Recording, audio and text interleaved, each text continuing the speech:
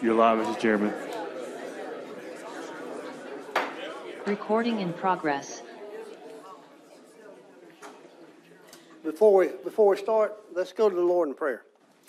We thank you, O Lord, for this day. We thank you, Lord, for each one that's here. Thank you, Lord, that they were here and that they are looking out for Greenville County. Lord, we pray that you be with us, that you would lead us, that you would guide us. We pray for the knowledge from above to do what is right and just.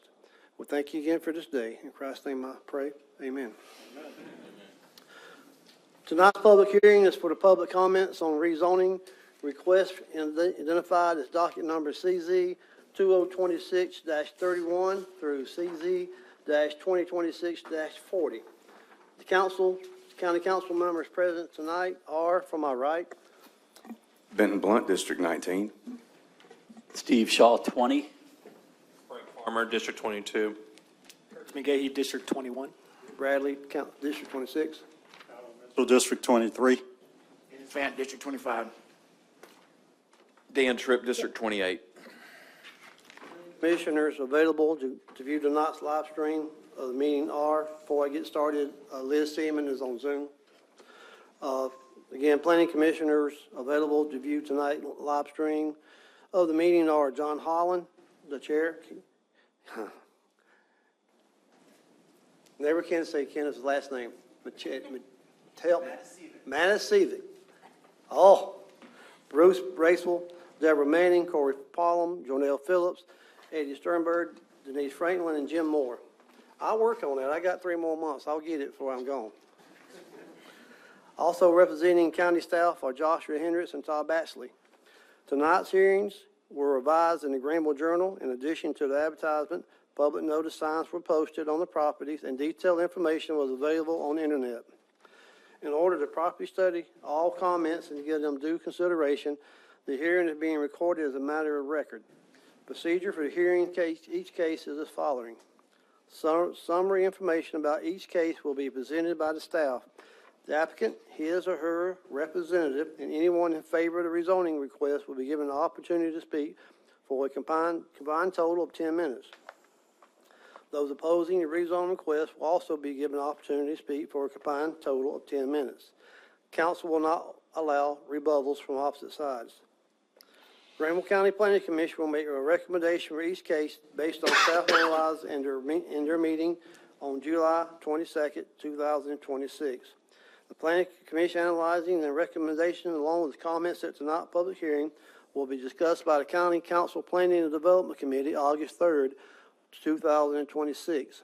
At that time, the committee will prepare their recommendations to the County Council. Additional written comments by the citizens may be submitted to the Planning and Zoning Office. Since passage of any zoning change will require 3 readings by the County Council, a request may be denied on second reading.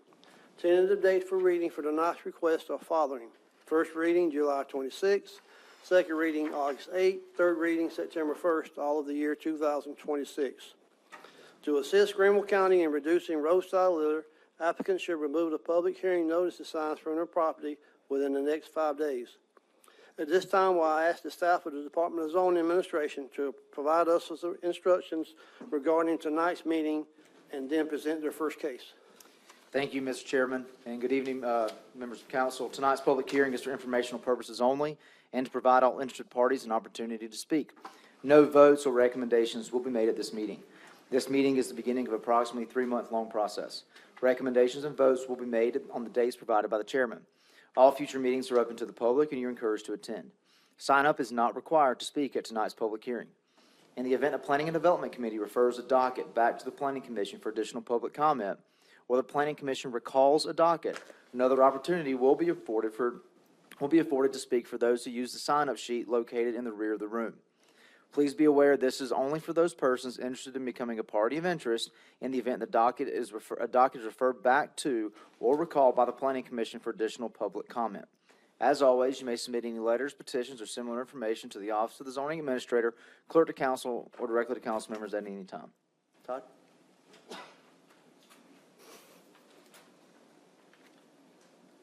The first docket tonight is CZ-2026-031, which is to amend Article 8, Special Purpose and Review District Regulations of the Greenville County Zoning Ordinance to add Section 8:13 MCC Mountain Creek Community District.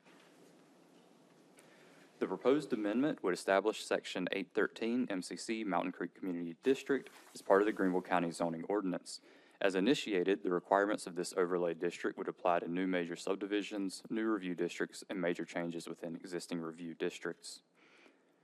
Within the district boundary, applicable developments would have a 50-foot undisturbed perimeter buffer with additional screening required from roadways.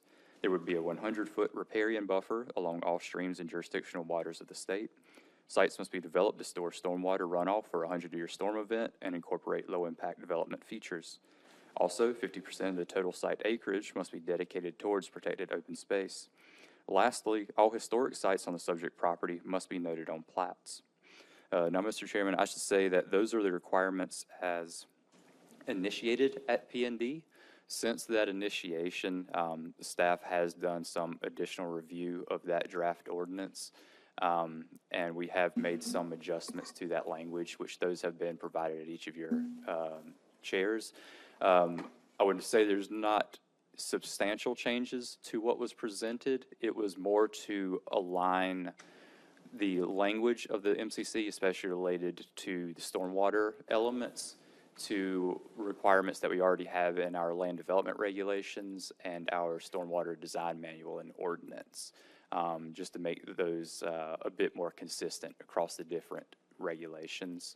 I believe we also added in some actual criteria for the perimeter buffer landscaping requirements, as well as clarified how the variance process from these requirements would be worked out. But if y'all, like I say, you have the more updated version at your desks. If you have more questions on that, we can certainly answer those. Okay. Any questions?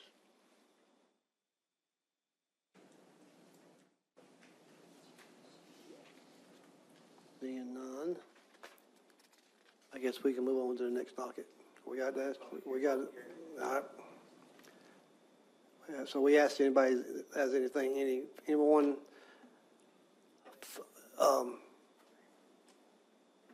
we need to ask anyone that's in favor of this ordinance. Do we have anyone in favor? I knew you would. Come on, you got 10 minutes total. Yes. I promise it'll be shorter. Thank you. Brenda Buchick, 200 Barrel Way, Taylors. Thank you for your service and the opportunity to speak. As we continue through the approval process for the Mountain Creek overlay, here are critical reminders, because what happens over the next 2 months will shape the future of our watershed. The final vote remains September 1. Why the Mountain Creek overlay matters and why it cannot wait. It's all about the water. Every decision we make now determines whether Mountain Creek continues to function as a healthy watershed or becomes a long-term flooding and infrastructure crisis. Water doesn't negotiate. It follows the laws of physics, not zoning. Our friend John Cook, who is a degreed civil and environmental engineer who has studied the movement of water within the Mountain Creek watershed, notes that the difference in elevations between the Mountain Creek watershed and the Inouye River explain the velocity forcing the creek, which results in erosion. We must protect the character and stability of our neighborhood. Our community thrives because of long-term homeowners, engaged neighbors, and development patterns that respect the land. The green you see on the map isn't empty space waiting to be filled. It exists because our development has not been dense. We have yards, small farms, tree canopy, and open space that naturally manage the water. Once those are gone, they're gone forever. Our history created today's vulnerabilities, and we must address them. More than 2,000 parcels were built before any floodplain, stormwater, or water quality ordinances existed. If each parcel were even 20 lots, that's 40,000 homes and businesses built without modern protections. We are living with the consequences of decisions made before we understood the risks. The overlay is our chance to correct course. Pebble Creek was originally planned with data, restraint, and respect for the land. Mr. Tom Jackson and his partners studied the topography, flooding patterns, and water table behavior. They built where the land could handle it and intentionally used the golf course as open space to absorb water. That thoughtful planning is the reason our community has remained viable for so long. Decades of unchecked change have pushed the watershed to its limit. Clear-cutting, impermeable surfaces, and infill development in the Mountain Creek floodplain have stripped the land of its ability to move and absorb water. The result is not theoretical. It's happening now. Runoff into yards, homeowners paying thousands of dollars to install French drains and emergency fixes, flooded basements. These are not future problems. They are present-day consequences. The overlay is not about stopping growth. It's about preventing irreversible harm. It is the only tool we have right now that directly addresses the water, the slope, the soil, and the development patterns that determine whether Mountain Creek remains a functioning watershed or becomes a long-term disaster zone. Thank you for your time. Thank you.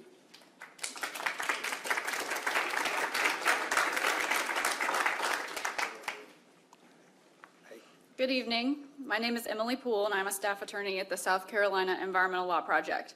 SCELP is a nonprofit public interest law firm, and our mission is to use legal expertise to protect land, water, and communities across the state. I am here to share my support for item 5A on tonight's docket, which would amend Article 8 of Greenville County Zoning Ordinance by adding Section 13 and establishing the Mountain Creek Community District.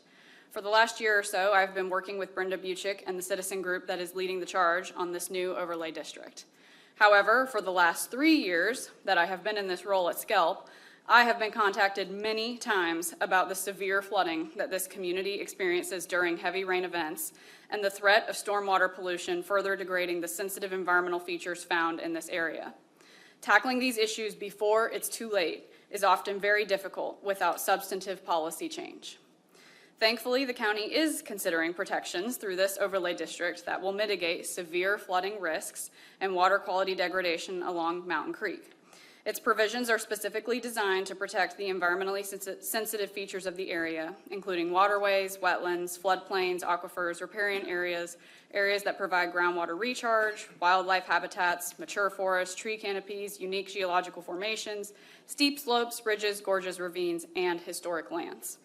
These are the natural defenses that the Mountain Creek community has to combat excessive and devastating flooding and the extreme sediment pollution that accompanies stormwater. And it is much more effective and affordable to protect nature's built-in defenses to stormwater and flood control than to attempt to fix things afterwards. Truly, the provisions of this overlay district are necessary for the protection of Mountain Creek, the neighborhoods located in this watershed, and the wider Broad River Basin. You all have heard me ask for better protections of our county-sensitive areas before, namely through the amendments to the Environmentally Sensitive District Paris Mountain, or ESDPM. Both staff and council did incredible work to see those protections through, and because of those efforts, the pristine ecosystems on the mountain will be better preserved for current and future generations. The Mountain Creek community is now seeking similar protections that are specifically tailored to their needs and environmental features so that extreme flooding can be better absorbed, stormwater pollution can be mitigated, and water quality can be preserved. Therefore, I hope that you all will support this new overlay district so that these necessary protections become a reality for this community. I also encourage you to invoke the pending ordinance doctrine to allow these provisions to apply while it's still moving through council's process. Thank you.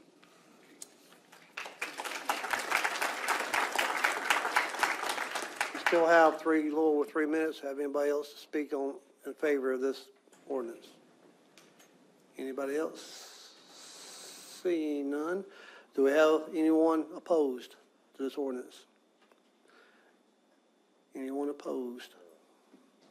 Seeing no one, we'll move to the next docket. The next docket is CZ-2026-032. The property is located at 15 Renfrew Avenue in Travelers Rest. The applicant is Benjamin Wofford III of Kill Concepts, Inc., for April Allen of Ansley Daniel Properties No. 1 LLC. The 0.85 acre subject property consists of a portion of one parcel and is located approximately 1.3 miles northwest of the intersection of Highway 276 and McElhaney Road, and currently contains a vacant commercial building. This is zoning the surrounding area. Subject property outlined and shaded here is zoned C1 Commercial District. The request is for I1 Industrial District. You can also see the surrounding property zones. The applicant states that the proposed land use is warehousing and distribution. This is the subject site and photos showing the area surrounding the subject site. Mr. Chairman. Thank you, Todd. Is anyone here, the representative here?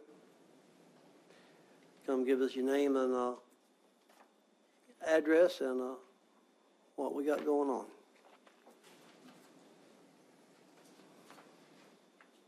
Thank you, Mr. Chairman. My name is Ben Wofford with Kill Concepts, as Todd mentioned.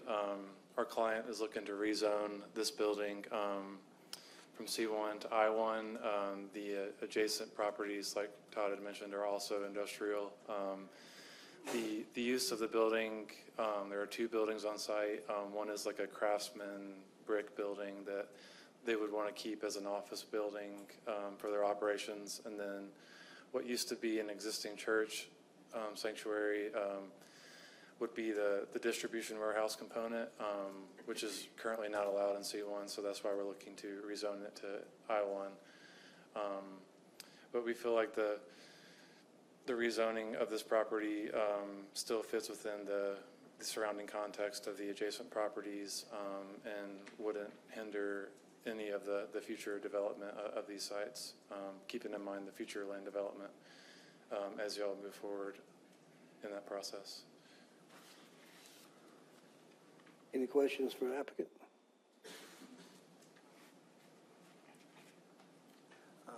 Thank you, sir. Thank you. Do we have anybody in here who wants to speak on behalf of this ordinance, or this zoning docket? Anyone to speak in favor? Anyone? Anyone speak against this docket? Seeing none, we'll move to the next docket.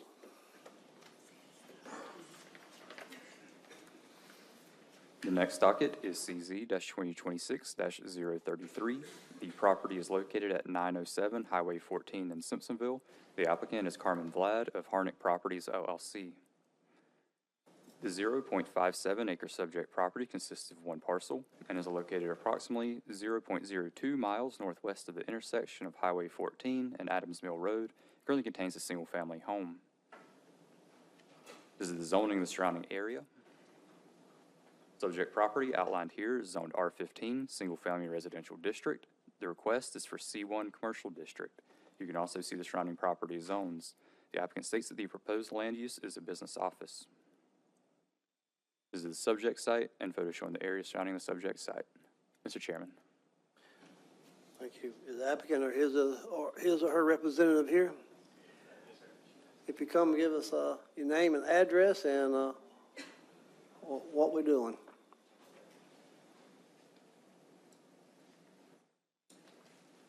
My name is Adam Buccalow. Oh, it's loud. This is my wife, Carmen Vlad. We live at 303 Saybrook Road in Simpsonville. It's about 1.4 miles from the subject property. So yes, we are seeking a zoning change to C1 for Carmen to use as her professional office. I first moved here in the end of '95, beginning of '96, and you know, I've raised two kids here. Carmen's raised a daughter here. They're both headed off to school in the fall. Carmen started her business here shortly after Carmen moved here 8 years ago.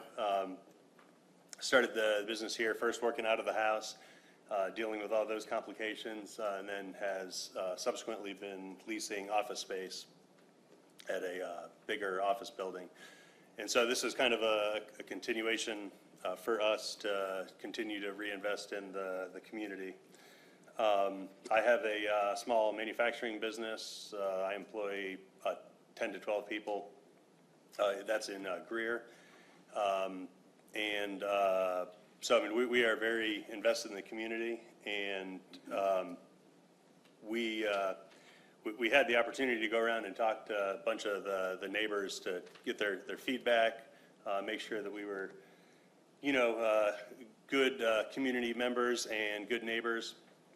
And the biggest feedback we received was something we actually agreed with, especially living in the community and starting businesses here, raising businesses here, volunteering with different organizations in the community.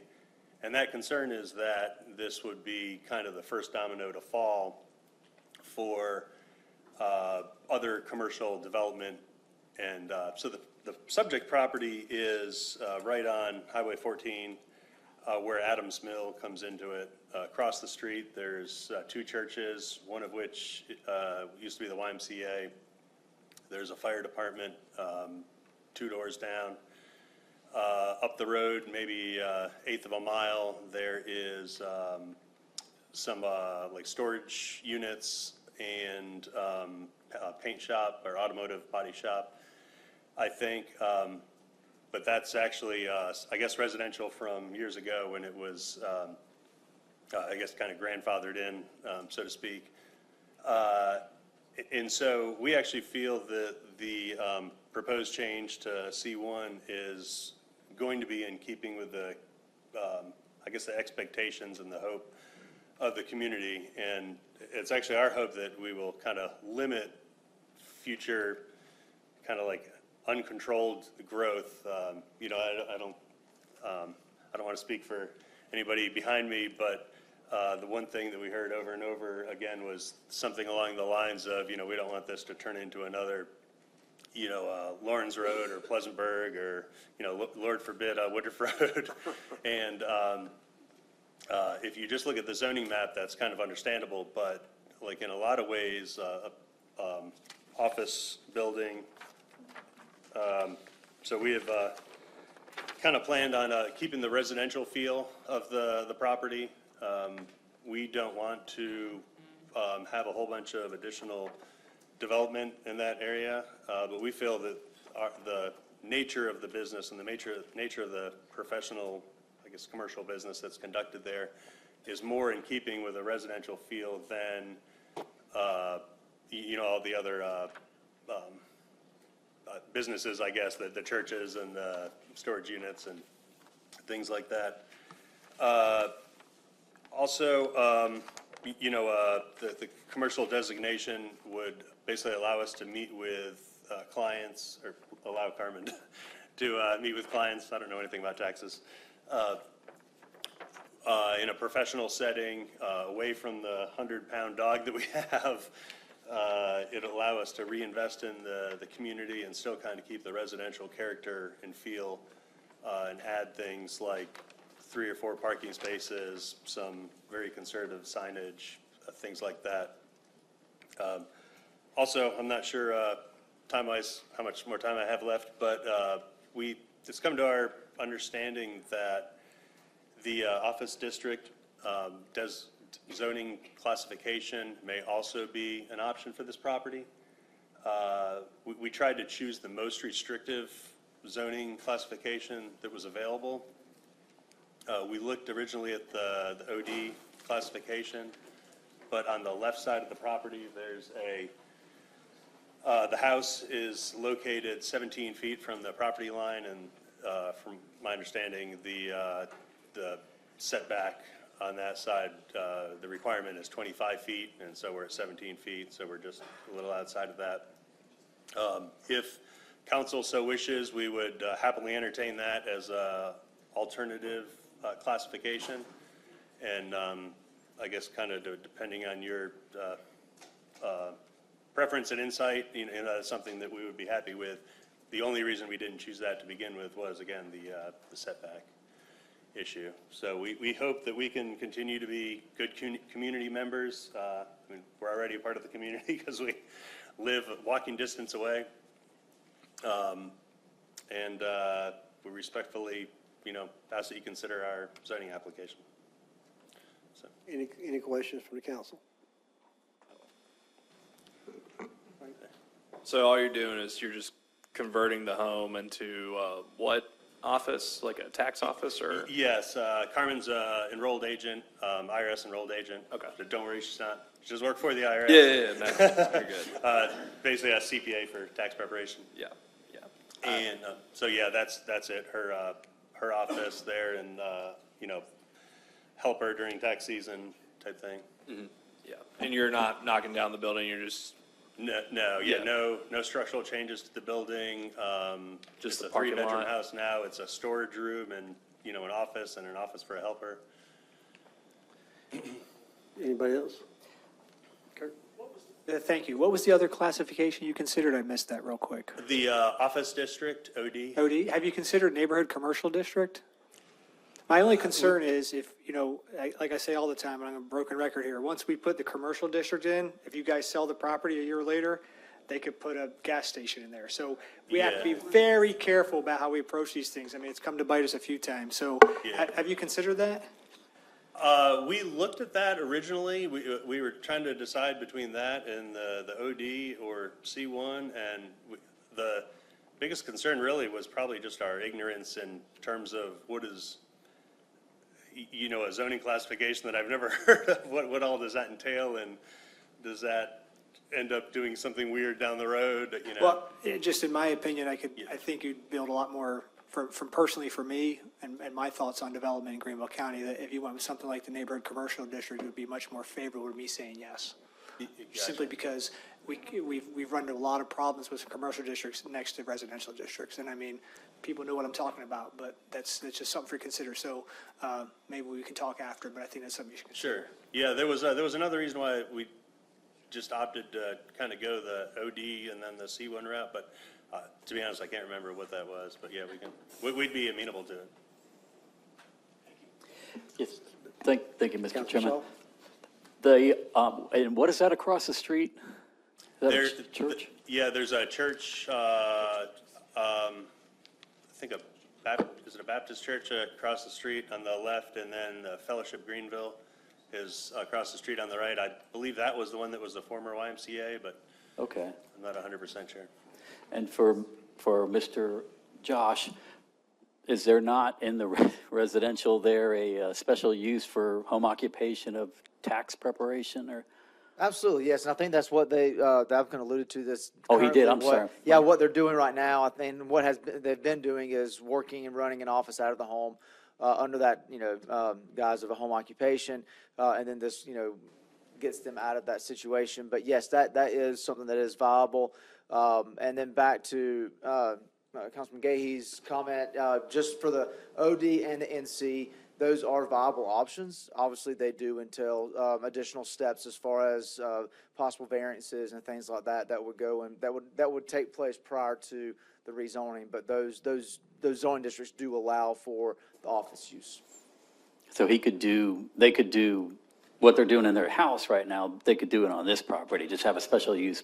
If they live there. Oh, you have to live there. Okay, gotcha. Yep. Okay. And I believe there's some restrictions that like 75% has to be for The home, and then residential 25, use. correct. Yeah, there's some criteria on that. Thank you. Councilman Tripp? What are the kind of contours of the neighborhood district? So you're talking about the neighborhood commercial district? So the way I explain neighborhood commercial district, it's like a smaller review district. It is a special district, but it's not as strenuous or onerous as a FRD or a PD. The items that are required to be submitted are not as much as what those districts would require. There is a set of uses in the use table that can go in that district, but you can also write in uses that will not be there. And so it's kind of like a blend between review district and a conventional district. You can kind of make it as strict as you want or leave it as open as you want, but there are some things in there with regards to how buildings and parking is associated in the buildings. It can't be at the front, it has to be, I think, to the side or the back, things like that. So there's some certain regulations on layout and design. What happens to, if they were to get it zoned or rezoned as neighborhood commercial district, what happens to the next person that comes along? Are they bound by those same restrictions, or does it go back to? They're bound by them, but once again, if they don't put in, let's say a certain use is permitted. I'm not even going to pick one, but let's just say a use is permitted under the table 6.1. If they don't want that in the future, they can go ahead and opt in by putting that in their kind of statement of intent, their report, that X use will not be permitted. And then if you come along and you purchase the property and you want to put that use, you're back in going through the rezoning major change process to be able to do that. Any more questions? Yeah, I may, if I just, so under that table 6-1, this applicant, because we want to give them the least, responsible, we want him to be responsible to the community, but we don't want him to have to more labor intensive to go to rezone if we can do it that way. Because I think the C1, I don't want another car wash popping up in a residential area. Yeah, me too. Because we know the history there. But I think it would be more conducive to put that restrictive language in there. That would be for me and my constituents, which. And the option of OD allows for the proposed use. It's not a review district. It is a straight conventional district, but it removes those commercial uses like Correct. and it limits it to office-related type uses and doesn't have to go. It does have to have a variance because some of the buffers or the setbacks are a little bit different. So it would require going to the Board of Zoning Appeals prior to the rezoning, but those are some possibilities. And that if that's something that Council, Planning and Development Committee wants to pursue down the road during this process, that is something that can be. Right, and just a follow-up, I think what you've done, come in with the least amount of structural change, that might even be a better option, because again, once you open up a corridor to C1, but again, with that restrictive on there saying, if you were to sell for whatever reason, or the property was to transfer, it has to revert back to the process with your restrictions and then come back through the process again. I think that would be the best way to go. That's my opinion, but yes, thank you. Hey, Josh, what's the quickest, because obviously you're trying to make the county more efficient here, and I don't want you guys to go back and start at first base. What's the quickest way if they want to amend this for them to do that? You could just what's the quickest way here? Well, due to the fact that variances are required, we can't just necessarily change it at P&D to make a recommendation to change it to OD. We've done that in the past. Y'all have changed it at that point at the applicant's request. But the fact there's a variance needed, that would have to come first. So what we would have to do is, if that is the case, you would need to let this docket kind of run its course. If the applicant withdraws the docket, then they're going to be held to a 6-month penalty.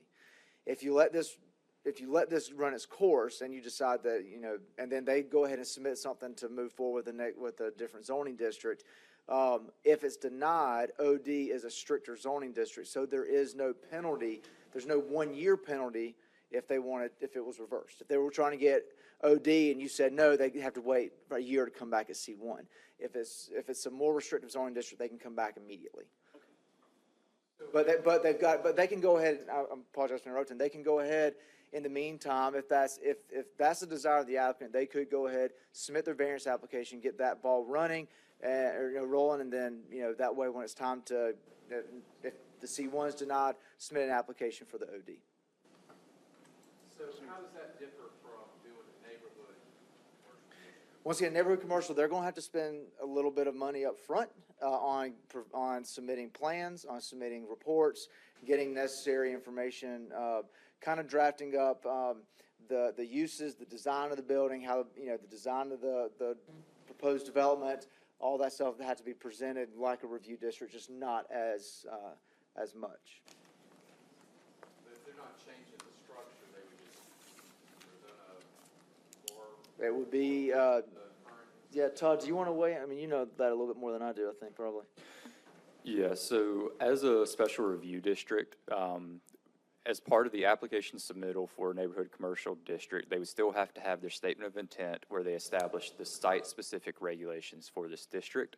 They would also have to have their preliminary development plan of how the site's going to be developed, even if it's not very much in this case. The reasons for that is because as a staff, we need to actually be able to review any plans or permits that they've submitted against the regulations put in place at the time of rezoning. And then if for some reason they sell the property or, somebody else acquires it down the line, we need to be able to have those requirements to look back at, tell people, what applies on this site. So accruing that information can take them a little bit more time up front, but it allows the public, council, planning commission, everybody to kind of review that up front and then decide if they are comfortable with approving it or not. And there are follow-up. I mean, can they do that as part of their current application, or was that a totally new? That would be a new application. And after that, there's always, going to be those final development plans, like with a PD or an FRD that comes in place every time there's going to be a change or something. So there's those major changes that come into play as well. Any other questions? One last question from our zoning and the possibilities with the zoning that they're asking for right now, vape shop, with that CBD oil shop. Okay, so that's, if y'all understand, that's what we're dealing with right here. So thank you for being a little bit patient with the process. Anything else? And I'll just say that if y'all would like to discuss further, please feel free to come, email one of us, schedule some time, and we'll sit down with you. Okay, appreciate it. Thank you for Thank you. All right. There's 3 minutes and 52 seconds left for anyone else in favor. Anyone to speak in favor of this docket? Anyone? Anyone else speak in favor? Seeing none, do we have any to oppose this docket? To give us your name and address for the record, please. You have 10 minutes. I'm Fred Finch. I live at 102 K Drive, Simpsonville. I'm speaking to the rezoning of property at 907 Highway 14 from residential to commercial. I first want to thank the gentleman who purchased the property for his thoughtfulness in notifying us of the potential zone change. I was born and raised in this area and lived most of my early age as 903 Highway 14. My mother and father previously owned the property at 903, 907 Highway 14, and property at 102 K Drive, which I own, and at 104 K Drive, my neighbors. Thus, this property is a little bit sentimental. But above this, there is a hazardous area at the intersection of Highway 14 and Adams Mill Road at the red light. At any time of the day, there is a long line of traffic at this intersection. Never does any of the area controlled by the red light clear completely, and the traffic continues to back up. This property at 907 Highway 14 is only a few feet from the red light. So entering or exiting this property is almost impossible. This is the only entrance to this property unless people chose to enter or exit from the back by using my driveway off K Drive. This area is posted no trespassing. The driveway runs behind the property at 903 Highway 14. The driveway runs 100 feet to the point of an L shape and then continues several 100 feet to my front door. I own all the property that connects to the back of the property at 907 Highway 14. A fence separates the property and is placed on my property. There is a sizable gap at the turn of the driveway.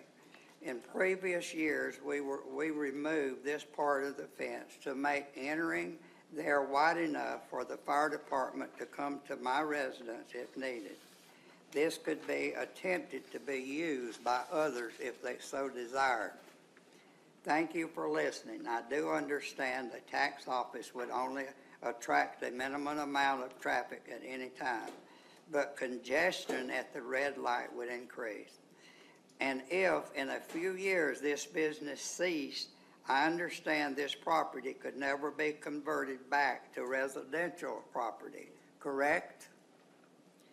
So so what business would there be next? Please, I request this property not be zoned commercial. Thank you.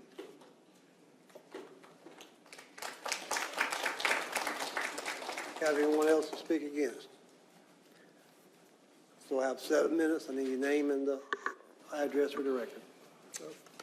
Yeah, Chris Norris, 101 Circle Slope Drive, Simpsonville. I do have a zoning petition we were asked to bring to this meeting. I don't know who I'd give this to. So like I said, I live at 101 Circle Slope Drive in the Holly Trace neighborhood. I'm also president of the Holly Trace HOA and a practicing licensed architect in the state of South Carolina. I'm here today speaking on behalf of the Holly Trace neighborhood. And if I could take a minute, would anyone else opposed, please raise your hand. Sorry. Anybody else opposed, please raise your hand. Thanks. Keep your hands up so we can get a count. Keep your hands up so we can get a count. Raise your hands. I'll continue. Highway 14 from Woodruff Road to Main Street, Simpsonville is almost exclusively a residential corridor with very few exceptions. From this particular site, there's no zoned commercial use for over a mile in each direction. Our concern's not so much with how this particular family would like to use the property, but rather the future implications of rezoning this site at all. If this site is changed to C1, it's almost a guarantee that it will never be residential again. The property directly behind this property and sitting directly adjacent to Holly Trace is made up of larger sites owned by only a few property owners. So, 5, 10, 15 years down the road, this could very well not be a business anymore. And what's to stop a developer from buying up property around this site and making a case for it all to be commercial? And now all my neighbors on the east edge of Circle Slope Drive have the back end of a strip mall in their backyards. That's a grim but very possible outcome if this is to be rezoned.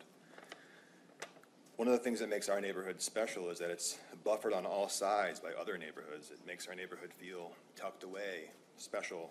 It's part of what gives our neighborhood its character and makes it a joy to live in. Changing this little site to commercial might seem inconsequential, but it has the ability to steamroll into something much larger and undesirable for our neighborhood. That's our fear. And that's why approving this would not be the right thing to do. There are plenty of areas in Simpsonville and beyond with appropriately zoned and available spaces that could be leased or purchased for their proposed use. Changing this site would be very convenient for them, but with the implications that has on the future development of our neighborhood along this residential corridor of Highway 14, it's not the right thing to do. There is a right way to rezone. But a rezoning an area needs to be done with thoughtful and careful consideration for the entire area, not just the sole interest of a single party. Thanks.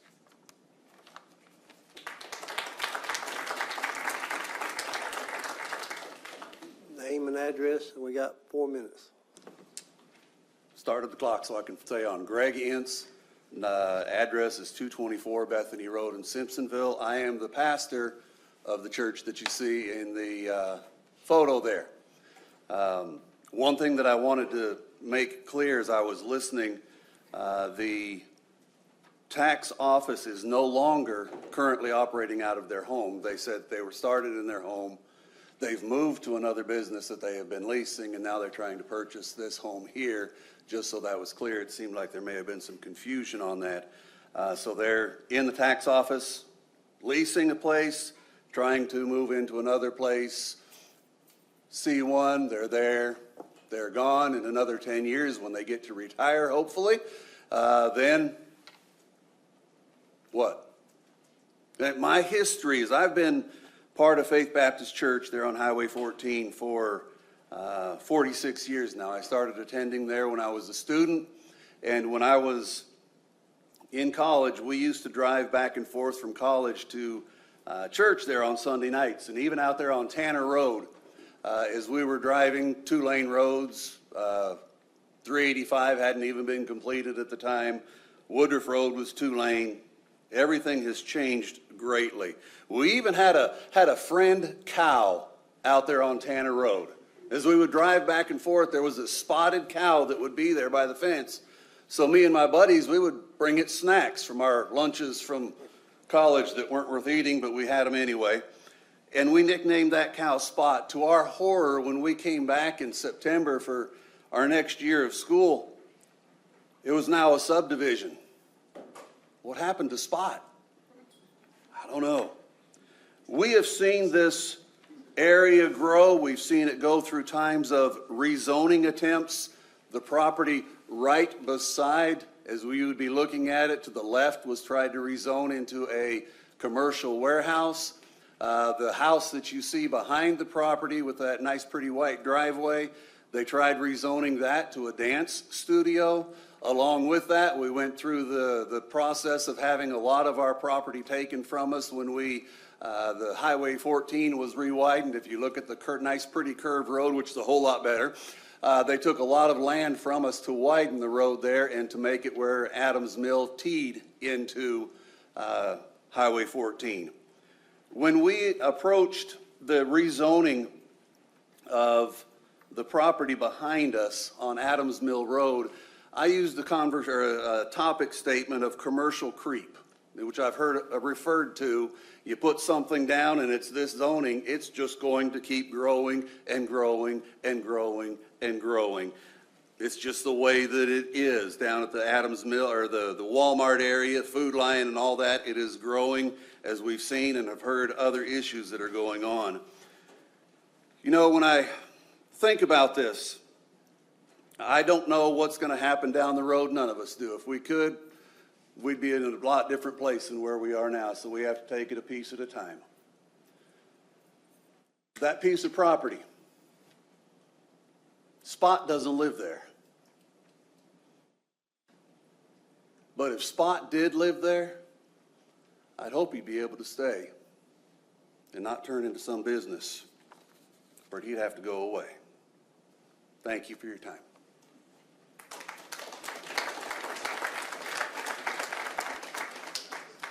That's for 10 minutes. We got like 10 seconds left, so we'll move to the next docket.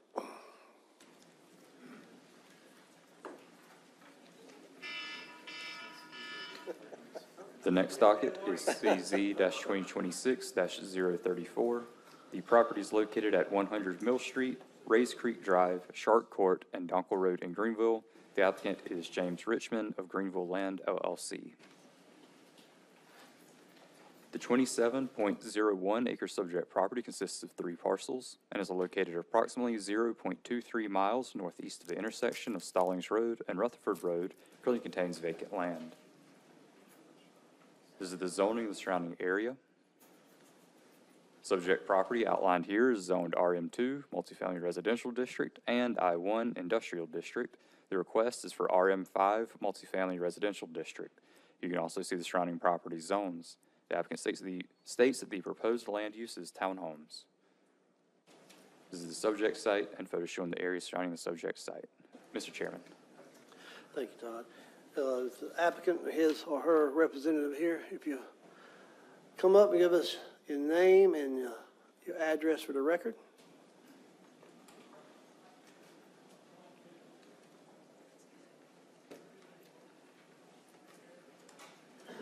Thank you for this opportunity. My name is Sean Prouty. I represent the family and the company that owns the land. I'm at 148 River Street here in Greenville. Mr. Richmond has taken ill. I was asked to speak on his behalf, so I just wanted to note that.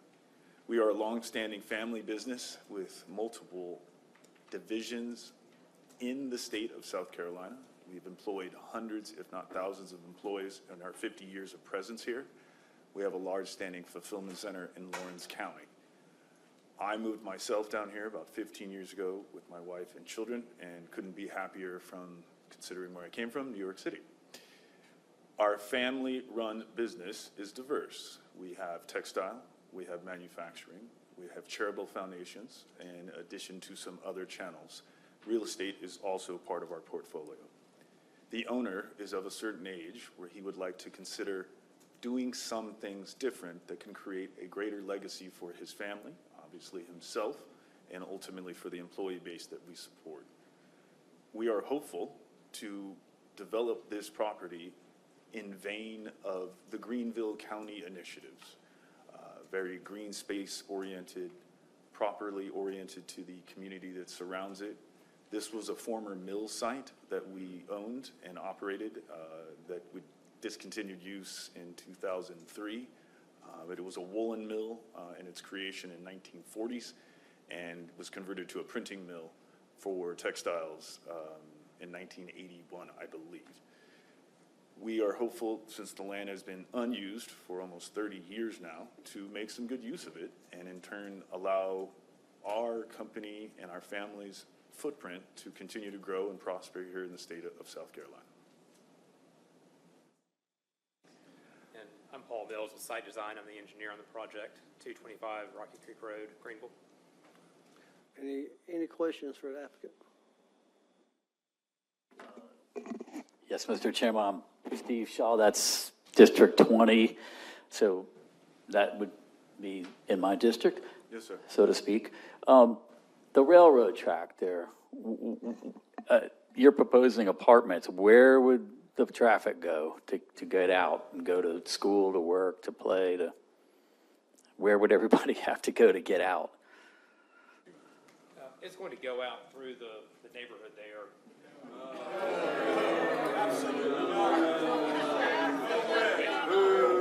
We have multiple access points from Mill Street. We also own additional parcels there not shown that'll be referenced in the next point. Rays Creek is one of the main artery points, and we would consider, and we are in the process of acquiring a potential Donkel Road entrance and access point as well for a tertiary point of reference for traffic flow in and out. Do you live there? Do you even know the traffic flow? You'll have your chance. And I did actually have another question, but I got, okay, so you're saying you have the possibility of purchasing something to get you out onto Donkel? Correct. There's red line there. What are the red lines right now? So we own the red line all the way to Donkel. It's a shared road with the radio antenna parcel that's behind it. We are in the process of acquiring that parcel to take that road and put that into play so that we have a, like I said, tertiary access point for traffic flow. Okay, thank you. Any other questions? Any other from council? Yeah, real quick. What's the proposed number of units? It varies. It's Total, entire project.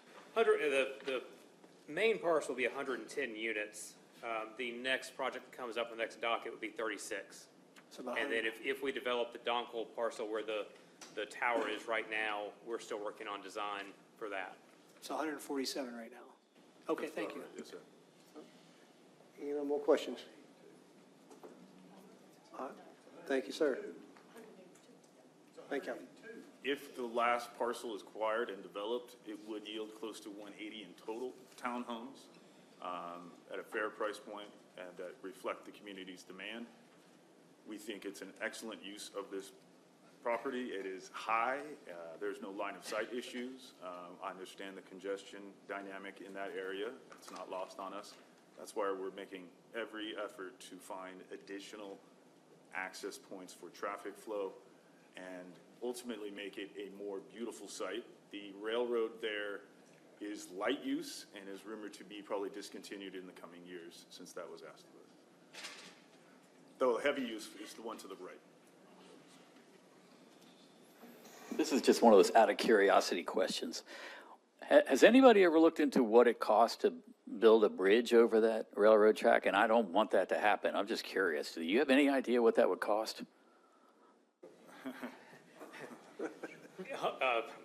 million, $2 million, I could ask the city who has been putting in pedestrian bridges and double that a few times.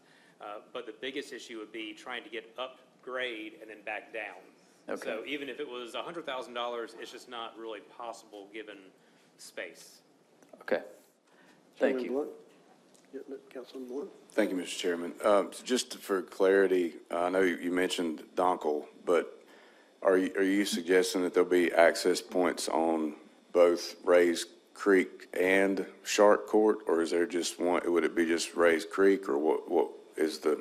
Mill Street, Rays Creek, and Donkel would make up the 3 access points we're working on. Mill is the current access point to the property. Okay. And it's not great, it's a narrow road, and so that's why trying to have other access points so that people can use multiple places. Thank you, Mr. Chairman. Any other questions for the representative? Mr. Chairman. Our chairman had the same question I did. I just wanted them to name the other roads that you were thinking about. Okay, so we're fine. Anybody else? All right. Thank you, sirs. We're honored for your time. Thank you, sir. Thank you. All right. Do we have anyone to speak in favor of this docket? Anyone else speak in favor? All right, seeing none. Do we have any opposed? All right, we got 10 minutes. One speaker could do it, or 10 at 1 minute, whatever you want. You got a total of 10 minutes. Members of the council, Mr. Shaw, thanks for being our councilman. Members of the council. Name and address so Thank we you. have a record. John Kudlak, Dr. John Kudlak, 39 Rays Creek Drive. Thank you. It's my house right there, the 4th one. What they're talking about is these properties in here. This segue, the first docket was a great segue, and pictures are worth 1,000 words. This is what happens after it storms now, right behind these houses on the west side of Rays Creek Drive. Okay, the people, neighbors, some of them are holding their own sign. This is what they experience every time that there's a lot of rain. And as you can see, we have our own sinkhole, okay? And the difference in some of these pictures is a 5-foot culvert and a 6-foot culvert, okay? Now, I may be a physician, but I put myself through school digging ditches in West Virginia because my dad was a public servant, okay? So I worked for pipelines, but in medicine, it's pi r to the 4th. When you're moving gas, when you're moving fluids, resistance is pi r to the 4th. So that 1 foot in diameter means a lot because that r to the 4 power. Okay, but what they're talking about right in here, it's a saddle. When you come into our community, it comes up, it comes down, and it comes back up. There's a large retention pond right here that is very well maintained right behind Ingalls. And the water goes that way, and that's what you see in some of these pictures. The rest of the water comes this way. There's people in this room that have put $15,000 into their backyard where it's already eroded, okay? But right here you have a lot of permeable surface. Ingalls right here, no permeable surface, so that water comes this way, okay? When they start putting roofs, driveways, roads in here, they're not permeable. That water's got to come somewhere, okay? So like I said, that's a saddle. You saw the difference in damage from a 5-foot pipe to a 6-foot culvert. This is all the culvert that is going through that saddle. There is a retention pond up behind on where I'm taking the picture from. It's not maintained. There's trees in it that are probably 10 to 15 years old, okay? So when they start developing that water's going to come rolling. And it's got to come to this. There's a drain right here that I'm standing on. But that is a 24-inch drain, okay? That's a 5-foot drain. These ones were 6-foot. There needs to be a water impact study, a hydrologist, okay? Because there's going to be a lot of water rolling downhill. That damage right there, some of that is only from about 1/4 of that lot rolling that way, okay? The reason why we don't have that damage coming this way is all the permeable surface there. All right, thank you for your time. Thank you.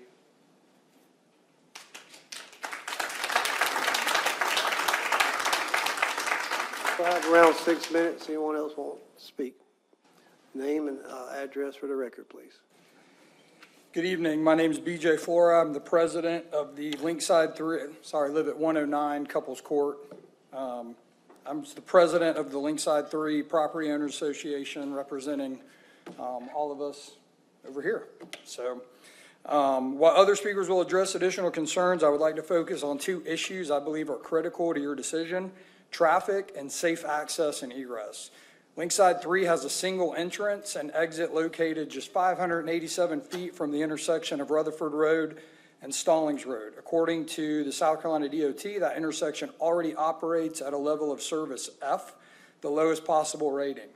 Current estimates show approximately 516 daily trips on Race Creek Drive. If this rezoning is approved, that number is projected to increase to approximately 1,667 daily trips. More than 1,100 additional vehicle trips every day. Those vehicles will ultimately feed into an intersection that is already failing. This corridor is already under tremendous pressure along the 2.9-mile stretch of Stallings Road between Rutherford and Reed School Road. There are 753 additional homes that are either completed or under construction. Before much of that development even occurred, the Rutherford Road and Stallings Road intersection experienced 380 crashes, including 94 with injury between 2017 and 2021. These facts demonstrate why a comprehensive traffic impact study should be completed before any decision is made. The county should evaluate the cumulative impact of existing development, approved projects, and this proposed rezoning before adding even more traffic to an already overburdened roadway. My second concern is access and emergency egress. The application identifies Rays Creek, Mill Street, and Donkel Street as access points. Each presents significant concerns. Rays Creek is the only entrance and exit for Linkside 3. Connecting this development through our neighborhood would force two communities to depend on a single access point.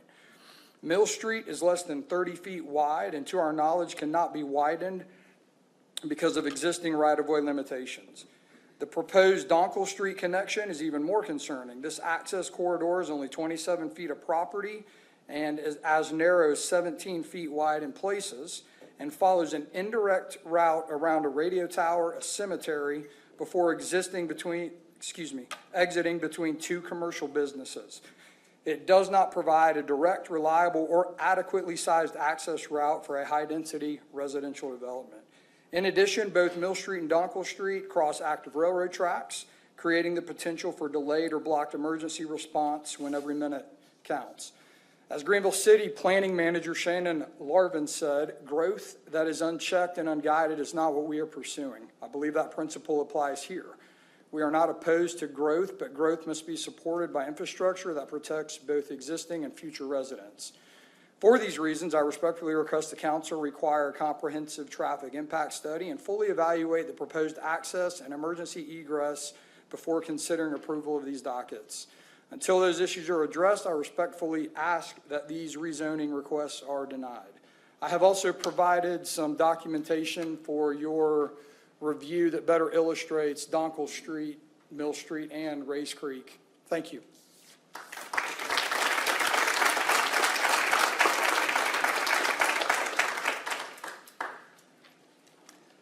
Good evening, Council. I'm Evan Whaley. I live at 100 Couples Court, and so that is in Linkside 3 community, directly adjacent to this property. I work full-time in residential real estate here in Greenville County, and I'm asking you to deny this rezoning for 4 reasons. The first, this request contradicts the county's own plan. Most of this land is zoned industrial today, and the county's future land use map designates this area as industrial. Research on train noise shows why that plan makes sense. It found no meaningful effect on commercial property values, but a 14 to 18% value loss on residential. This property sits directly against a railroad, as we've already found out. Rezoning it for housing would put the most noise-sensitive use in the one place that data says it does not belong. Second, we are concerned about what this project could become over time. We already kind of heard this one before, but a rezoning like this is permanent and runs with the land. And this concept has not shown that it will be binding. So the zoning of RM5 and RM10, these parcels could carry actually even more units, actually up to 172 units just for this land we're talking about today, configured differently than it's shown under this owner or a future one. If the development truly intends to build what is shown, you have an ordinance from the planned development district that would make that binding. And they just chose to do a simple rezoning instead of to leave that option open. The third, the market does not need this product at all. There are 645 townhouses for sale in our market right now, while only 639 in Greenville County sold in the past 6 months. That's a 6-month of supply. In real estate, that means we're in a buyer's market, just so everyone knows. New townhouses take approximately 113 days to sell, where single-family houses take 67. The market is telling us plainly Greenville County does not need 110 more townhouses. Fourth, this project shifts real costs onto families already living here. Today, the woods on this site buffer our homes from the railroad. They absorb noise and generate none. This proposal clears that buffer, replaces it with 146 dwellings, parking lots, and around-the-clock lighting. The research is clear that more noise around a neighborhood translates directly into lower home values.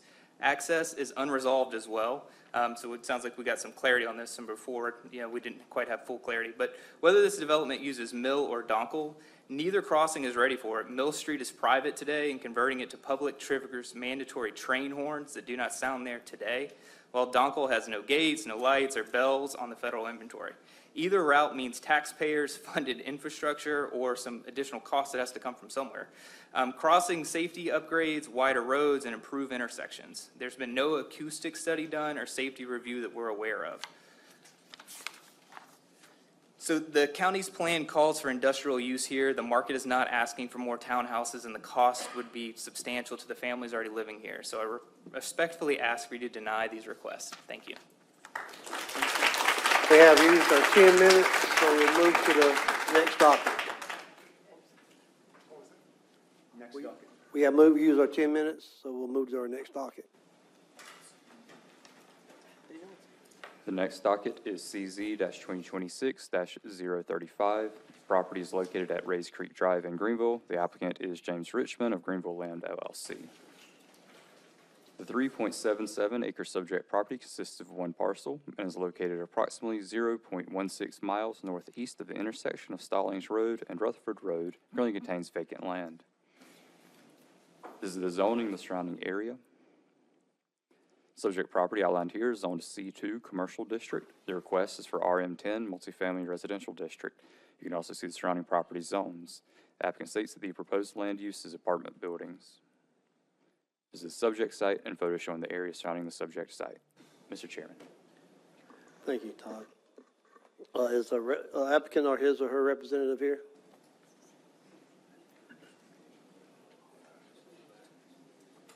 We know who you are, but for the record, give us your name and address again. Making so many friends today.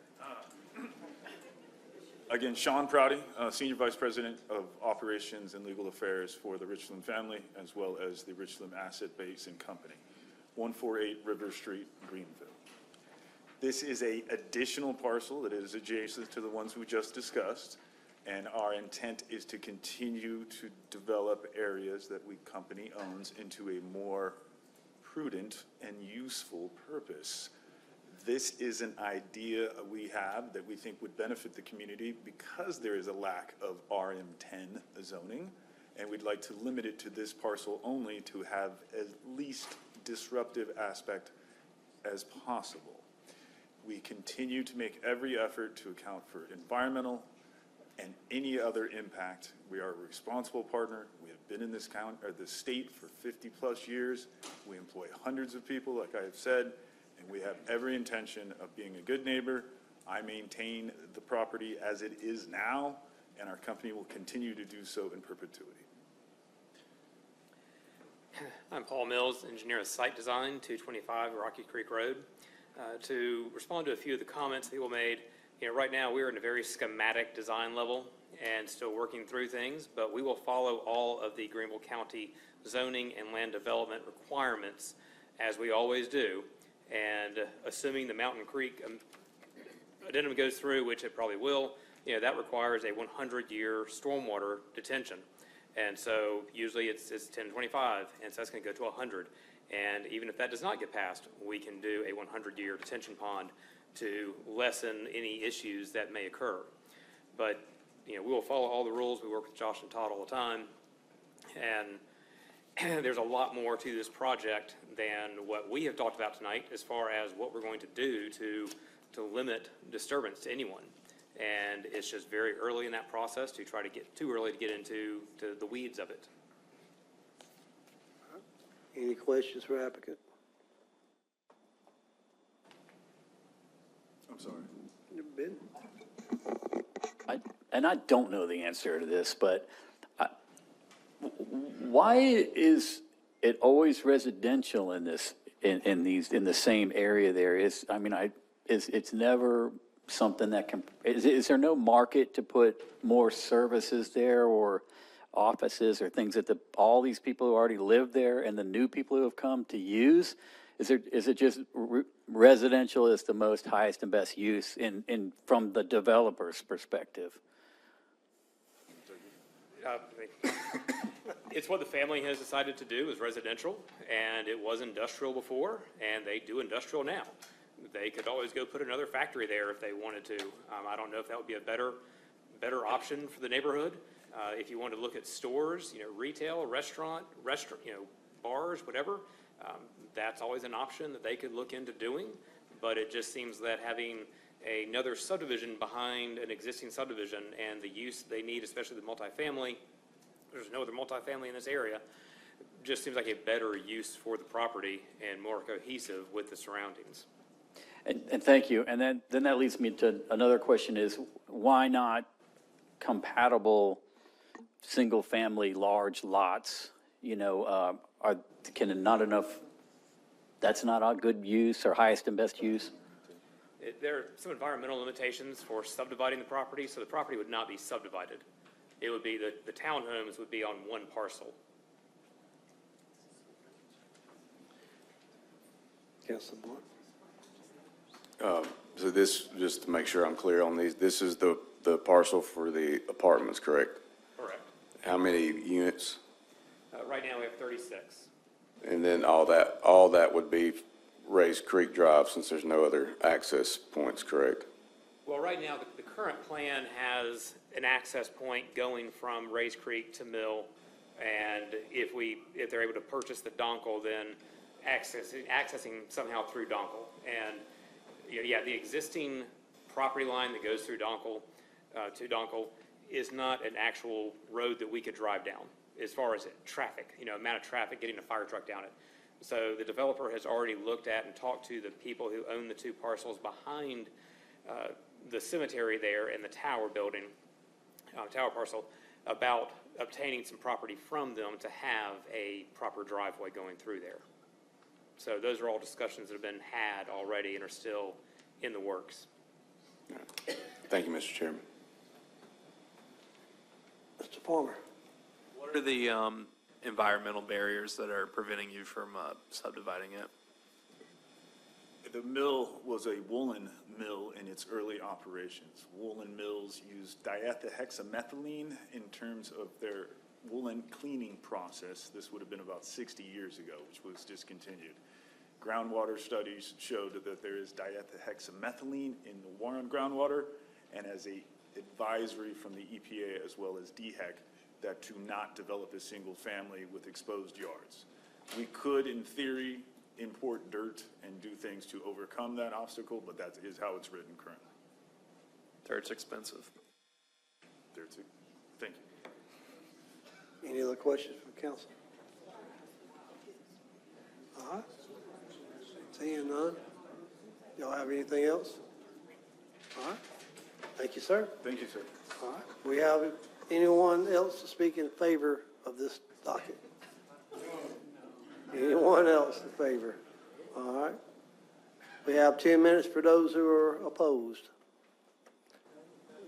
John Kudlock, 39 Race Creek. I just want to go on record, as well my friends, and so come on up. But that water's all rolling to that Ingalls retention pond that is flooding those yards. My name is Tom Glass. I'm at 109 Shark Court, around the corner from this shown up here. I'm the treasurer of the Linkside 3 HOA on the HOA board. So summarize a couple things here, and then I'll talk about my topic. But that Mill Street that they're referencing, it comes out in a very dangerous curve. Rutherford, I think the speed limit is 45, routinely see 50, 55. And people swing around there. So if you're coming out of Mill Street just as a practice, it's pretty difficult to go left or right out of that exit. So I wanted to add to that. My main point is environmental, and they kind of reference the limitations for that. But the Rich Loom Fabric, they did submit a voluntary cleanup with the DES, I believe, which is commendable. It was filed, I think, 2023. So there's no completion certificate yet. So as somebody that lives, my property is directly adjacent on the back, I have a present concern and then a future concern. Present is if this goes through, they start developing and moving dirt. We're in South Carolina. In the heat of the summer, we're going to have a lot of dust. There's also in that voluntary cleanup, there was dieldrine was one of the contaminants, which is an insecticide in the ground, it's in the soil. So it's a potential carcinogen. So that's a present concern. If they start grading and moving that dirt, that's going to be dust to our community right in that immediate area. But then also in the future, for the potential future residents, as they said, like what impact is there being put in place to that? I think the cleanup does indicate that they would put a restrictive covenant on limiting wells. But again, what about the soil component? So those are my two concerns environmentally, in addition to the watershed and traffic that our community has already indicated. Thank you.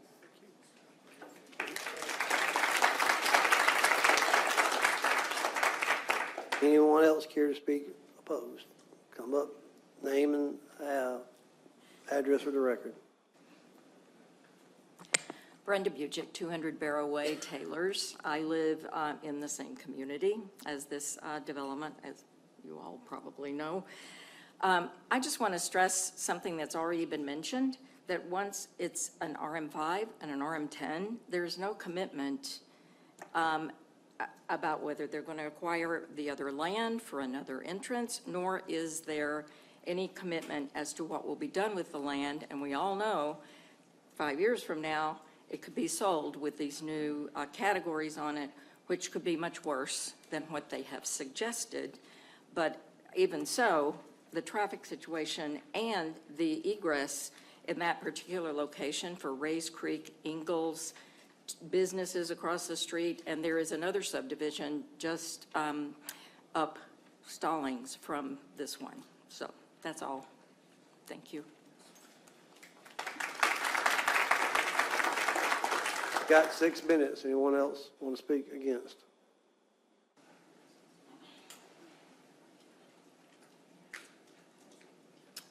My name is Greg Mazak. I'm here with my wife Nancy. We live at 18 Bobby Jones Court, Greenville, South Carolina. My wife and I, we've been residents of Greenville County for over 40 years. We've raised our 3 daughters here. They're now living in Greenville County as well with their husbands. And I just want to thank you guys that we have an opportunity to express our concerns, especially Mr. Shaw, our councilman. As you hear about what's being proposed, I just want to help you to realize that all of this is basically going through our subdivision. If I were to ask you, would you be okay with somebody putting up 200, 180 units, and the main point of access and departure would be through your subdivision? If I speak to you as parents, as I speak to you as grandparents, as I speak to you about people who care about safety and care about the area that we live in, I'm confident that if any of you gentlemen would come and visit us even this evening, my wife and I invite you over for coffee, and you would be welcome to come, that you would immediately say, if I lived in this community, I would not want there to be the kind of traffic that we're talking about going through our quiet neighborhood that's going to be supporting roughly 180 apartments and townhomes. And I've always thought it's a good thing to treat others the way you want to be treated. And if you would, again, come and visit our area, I think you would understand that what we're requesting is actually quite reasonable. Thank you so much for this opportunity, and thank you for your time. God bless you.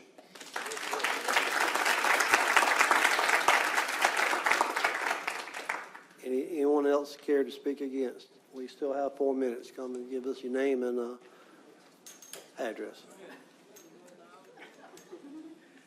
Gentlemen, Brody Brecker, I live in 1 Bobby Jones Court, and I had not planned to speak.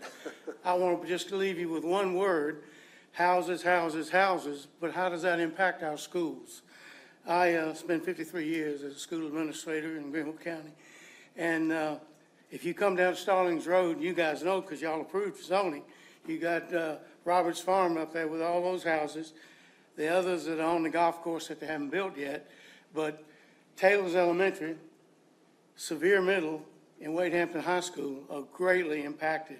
So as you think about adding more houses, and the gentleman I couldn't see that said maybe some other businesses, I'd vote for that.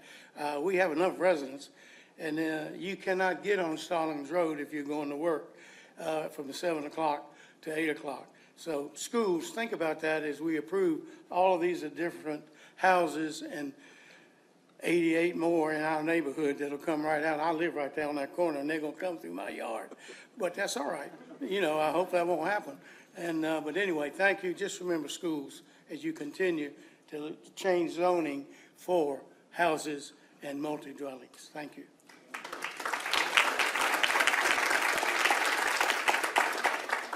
Come on up, we got 3 minutes.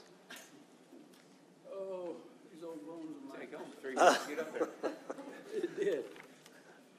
Gentlemen, just one short thing.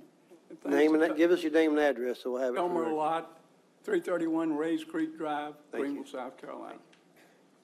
Thanks to Tom Jackson here, I'm sure y'all know him. Everybody else does if y'all don't. We have our lots and homes in that area. We have 700 to $1 million homes in that area. 700,000 to $1 million. One just sold for $1 million, what, 2.6? And one is on listed for $926,000 right now as we speak. We do not need any apartments or townhomes. And they said they were going to put how many townhomes in there? They're going to put over about 190 townhomes in that section and 32 apartment units. That will devalue our homes tremendously. And I certainly oppose it, and I hope you all do. Thank you. Thank you.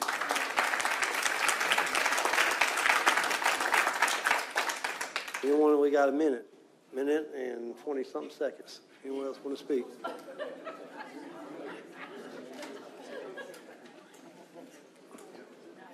Name and address for the record, please. Kyle Rowan, 4 Couples Court.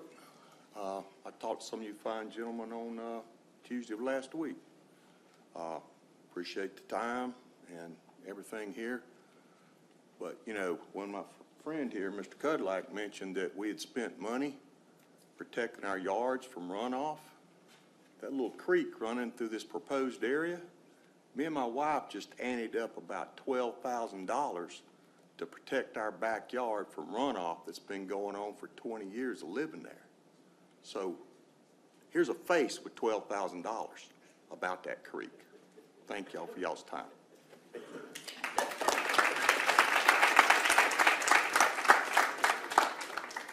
35 seconds. Anybody else? All right, we got one more.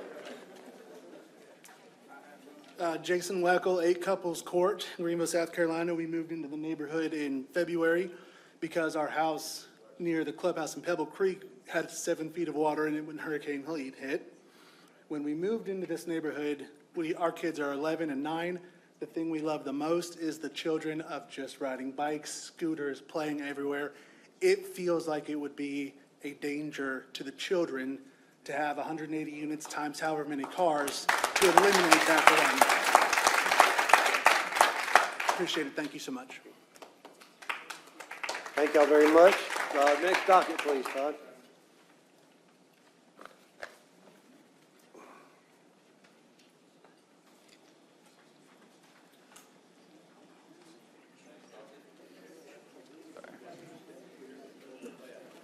Mr. Chairman, do you want to let the, okay.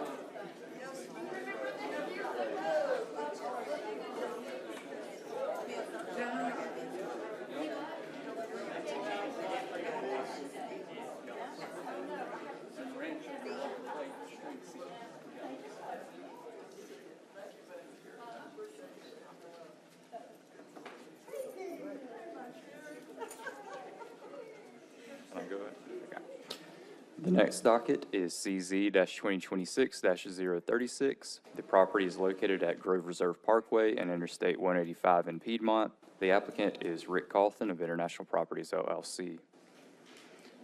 The 0.95 acre subject property consists of a portion of one parcel and is located approximately 0.2 miles southwest of the intersection of Grove Reserve Parkway and Augusta Road, Highway 25.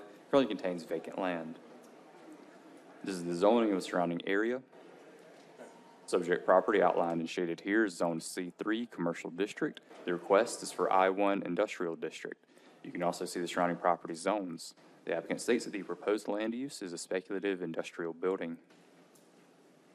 This is the subject site and photos showing the area surrounding the subject site. And Mr. Chairman, I should just add that dockets 36, 37, and 38 are sort of all related. We'll go through them one by one, but I believe the applicant may want to kind of speak to them all together here.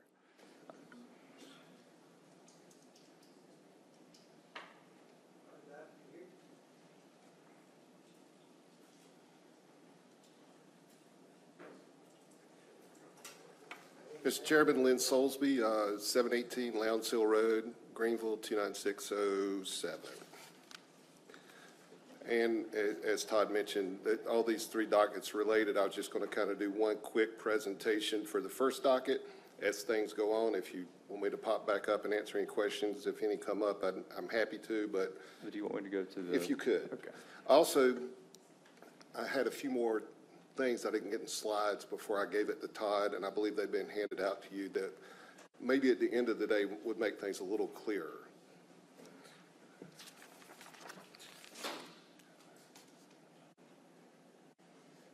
Okay, next slide, please.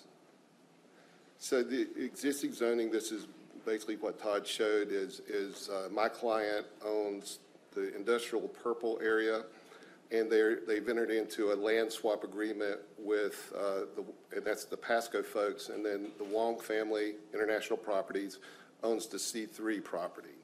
And the goal is we want to rezone these properties to square the properties up and make them developable for both commercial and industrial, because right now the C3 pushing into the industrial makes it fairly undevelopable or difficult.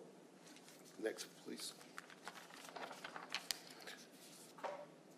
And we acknowledge the land use map, future land use map recommends all of this property to be industrial, and we respect, and I love doing industrial development, so I'm a big fan of it. We very much want to be able to do industrial development here, but we've got to zone some property around to square it up and make it reasonably developable. That's the key to what we're trying to achieve here. Next slide, please, Doc. So this is just, I've been kind of talking through this, and you'll see this in the exhibits that come up next. Parcel 1B Wong will be zoned C3 to I1, and we'll then go to Pasco so they can square it up, and that's one of the sheets you've got. You'll see how it ends up, and then on the back side of that sheet, there's a preliminary site plan showing how we would put two industrial buildings back to back with a shared truck court. And then parcel 2B will be rezoned from I1 to C2 and swapped to Wong. Parcel 2B, Wong, would then be rezoned C3 to C2 and remain with Wong. And the reason we're pursuing the C2 is, if you noticed on the the zoning map is Spinks or Enigma owns, I think, 2 or 3 acres along 25 that's zoned C2. And it was our belief that it is possible, there's no guarantee on how all these things work, but because of some of the various access issues along 25, we feel like it's reasonable and likely that they will eventually put their properties together. Who will be the ultimate developer, I don't know. And we were trying to avoid having a split C3, C2 thing and just have it all consistently C2. Next slide, please, Todd. And so you can see, it's a little small from here, but you can see what is purple is now the Wong's property that will go from C3 to C2, and the red on the left is owned by is owned by Wong's. They will swap that to Pasco, and it will become I-1. Next, please. And that's just a little more detailed without the background, so it's a little clearer what's red and what's sort of red and blue or purple. Next, please. And then the purple area, that would all become C2. That's now owned by Pasco and is zoned I-1. And at the end of, next, please. Any questions? And then you can see that out. I apologize for not being able to get it in time to get to Todd. Any questions? Council, any questions? All right. Todd, we need to go ahead and ask for. Yes. All right. We'll see anybody here who wants to speak up in behalf of this ordinance. Or this zoning, sorry. Anyone speak in behalf? Anyone? All right. Anyone speak against? Anyone? All right. We'll move on to the next docket. The next docket is CZ-2026-037. Property is located at Grove Reserve Parkway and Interstate 185 in Piedmont. The applicant is James Malm of NAI Earl Furman for Augusta Grove Pasco II LLC. The 3.56 acre subject property consists of a portion of one parcel and is located approximately 0.2 miles southwest of the intersection of Grove Reserve Parkway and Augusta Road, Highway 25. Currently contains vacant land. This is the zoning of the surrounding area. Sorry about that. Generally the same property, but this is the subject property in question. Subject property outlined and shaded here is zoned I-1 Industrial District. The request is for C2 Commercial District. You can also see the surrounding property zones. The applicant states that the proposed land use is commercial. And this is the subject site and photo showing the area surrounding it. Mr. Chairman. Do we want to go through the process? Well, we need to. Yeah, we need legally, we have to. Just name and address for the record. Lynn Soulsby, 7810 Lowndes Hill Road. Happy to answer any questions if something came up in the last 3 minutes that I missed. Any questions? All right, thank you, sir. Anyone here to speak in behalf of this zoning? Anyone? Seeing none. Anyone to speak against this zoning? Seeing no one. Next docket, Todd. All right, this might look familiar. The next docket is CZ-2026-038. The property is located at Grove Reserve Parkway and Interstate 185 in Piedmont. The applicant is Rick Colthan of International Properties, LLC. The 0.9 acre subject property consists of a portion of one parcel and is located approximately 0.2 miles southwest of the intersection of Grove Reserve Parkway and Augusta Road. It currently contains vacant land. This is the zoning of the surrounding area. Subject property outlined and shaded here is zoned C3 Commercial District. The request is for C2 Commercial District. You can also see the surrounding property zones. The applicant states that the proposed land use is commercial. And this is the subject site and photo showing the area surrounding the subject site. Mr. Chairman. Is his or her representative here? Name and address for the record. Lynn Soulsby, 718 Lowndes Hill Road. Best way I've got my steps in lately. This is good. Any questions? Thank you, sir. Thank you. Anyone here to speak in behalf of this zoning? Anyone? Seeing no one, anyone here to speak against the zoning? Seeing no one, we'll move to the next docket. The next docket is CZ-2026-039, which is to amend Article 6, Section 6213, Home Occupation of the Greenville County Zoning Ordinance. Under the current home occupation requirements, all home-based business operations must take place within the footprint of the home and cannot occupy more than 25% of the structure.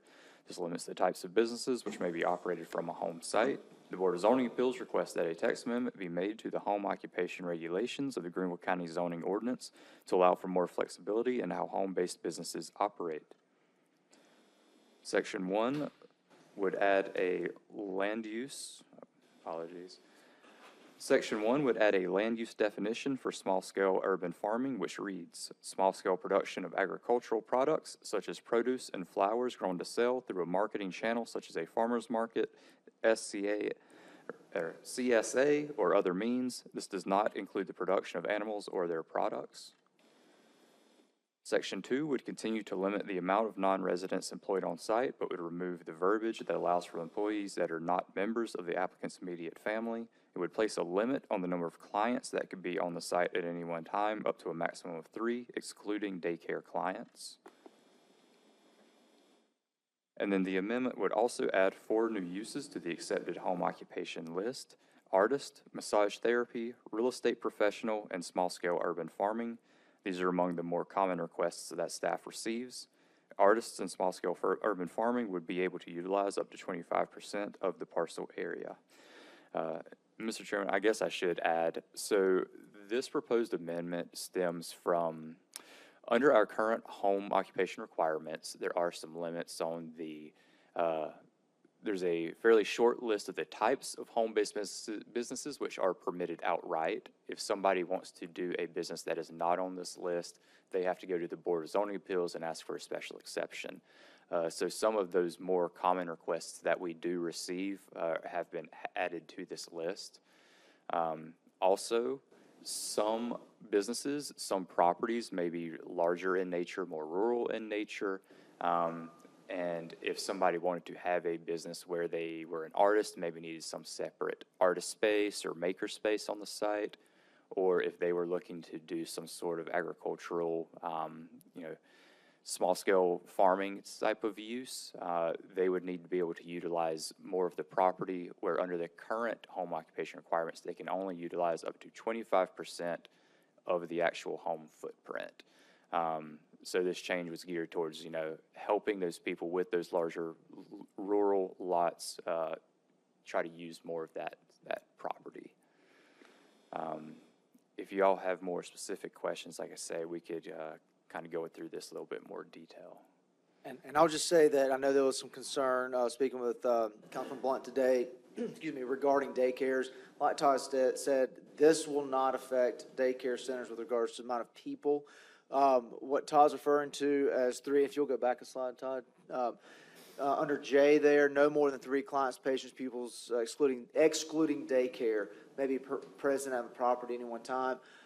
We have some of these uses, like Todd mentioned, office uses, beauty, barber, things like that, that we currently have no regulations on the amount of people that can be there. So the amount of people that's there generates more traffic, generates possible life safety issues. So by limiting to the amount of people that they can have, we're in essence going to reduce the amount of parking and traffic, and also reduce any kind of hopefully life safety issues that could occur. But once again, that does not play into daycares at all. Mr. Mitchell? Mr. Chairman, Todd, you made a comment that the list had been populated with requests that you've received that are general. I take it these are requests you've received that have been approved? Correct, yes, sir. Okay. Do you get any of the requests that are not approved? We have, I believe most recently we had a request for a nail salon that was going into the basement of a home. That was turned down after quite a lot of pushback from community, and then also the board did not feel that it could meet the requirements for a home occupation due to the types of modifications that would have to be done to the home. So those kinds of requests would still have to go through the board? They would, yes, sir. Okay, thank you. Chairman Blunt? Thank you, Mr. Chairman. So just, I'm looking at the chart now, but just to clarify, based on the prior screen, for instruction and tutoring, academic tutor, music teacher, dance instructor, would that apply to them as far as the limit of what they can have? Correct. So it doesn't turn their front yard or backyard or property into a parking lot due to the amount of people. And obviously there's turnover, if there's someone that's, if they're teaching 3 people and the next group's coming in, I mean, and there's possible turnover, that's okay. We'll work with that, but it's just to limit, and because we do get complaints. There's cars parked along the road. There's always cars in the driveway. Things of that nature, is to help try to just reduce that. Well, and second follow-up questions, I don't know, if, when it comes to education, to that aspect, I don't know how certain groups do, but some may have more than 3 students. So is there a way for them to get an exception through, or variance through BZA if they do have more? That's correct. So the conditions are what they have to do. If they want to seek a variance from those conditions, that can be done through the Board of Zoning Appeals. Either way, the use, if the use is not approvable on a staff level, and they have to go to the board, that's a use by special exception. And if they're wanting to seek a variance to do something that is not in line with those conditions, then they can seek that variance. For example, we have one where, and I know the chairman of the Board of Zoning Appeals is here as well, can answer questions, but we had a request for someone to utilize a detached structure for gun, I can't remember, what was it, gun assembling or firearm assembling, something along those lines. And they sought a variance on top of that and was granted a variance to be able to do that in the detached building. So, even though it says on there, it can only be in the principal dwelling. So Right. there are opportunities for that. Okay, thank you, Mr. Chairman. Any other questions? All right, seeing none, do I have anyone to speak for this text amendment in behalf?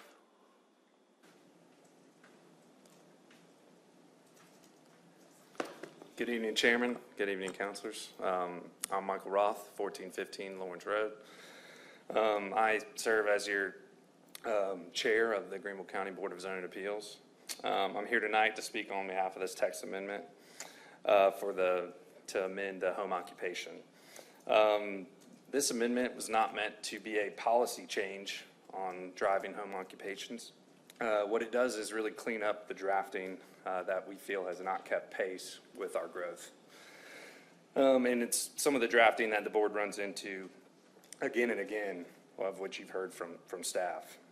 So one of the clearest examples was the current text requires that home occupation be conducted in principal structure. And then separately limits it to 25%. There were some questions because there was a principal structures mentioned later down, and we would have civil arguments on the board as to whether the principal structure or principal structures reigned, and because there was no definition in our zoning ordinance as to what a principal structure actually was, and so we would have people that would argue that a detached garage could be a principal structure of their residence. Yes, so again, this gives staff a little bit more leeway to approve a lot of the uses that we have seen.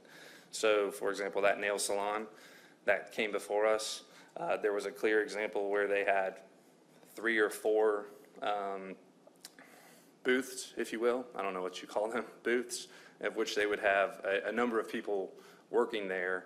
And it was a very clear example that it did not fit the intent of a home occupation. Again, we feel like this amendment makes a handful of other common sense updates in the same spirit. Replaces an outdated and ambiguous employee provision line with a simple standard. That's section A that you see on your screens. It adds a definition of small-scale urban farming, reflecting the growth of farmers markets and community-supported agriculture in our county. It also modernizes the terminology through some of the sections. Again, we feel like this is very important for the residents, as home occupations is how some of the residents in this county earn a living. They come to us at the Board of Zoning Appeals, and sometimes it does not quite fit their situation, and at times we have been hamstrung because of the text as it's written. When the ordinance is clear and internally consistent, residents get predictable answers, and staff can administer the ordinance evenly, and the board can decide on the merits rather than wrestle with drafting conflicts. When it is not reasonable, people are told no for reasons that have nothing to do with the actual impact to their neighborhood. The board reviewed and passed this amendment, working with staff, and because we felt that it kept with the zoning ordinance as what it was supposed to do, serve the residents of Greenville County as the ways that they live and work, and as work continues to evolve. So on behalf of the board, I respectfully ask that you consider, that you favorably consider this. Thank you, and I'm happy to answer any questions. I do. The ability to conduct business outside of the principal residence or structure, is that only agricultural, the small farming, or some guy? No, that really gives, we had a case, for example, I think dog breeding, actually. There was a dog breeding case that came before us, and it was technically a detached garage. And we, again, there were some previous questions. It says principal structure, but then it also later in another section says principal structures. And so we used to have arguments on the board as to what that actually means. And so in that case with the breeding operation, they stated, well, they were only having people come to the garage to pick up the dog rather than actually raising or breeding the dogs in the garage. So I think this gives a little bit clearer case for us to allow a variance for a detached garage or like an accessory structure on the property for rural and semi-rural areas in our county. And also, there are the two uses, as you can see there, artist and small-scale urban farming. If you were to come in today with an application to do that, staff can approve that as something that is outside of the principal dwelling. If it's a use that is not one of those two, and you want to use a detached building, that's the process you would still go through with the variance and ask the board, because it's varying instead of the regulations that's there. Okay. And then they would go, that gives the opportunity for public comment from, surrounding property owners that could be affected from that use. All right.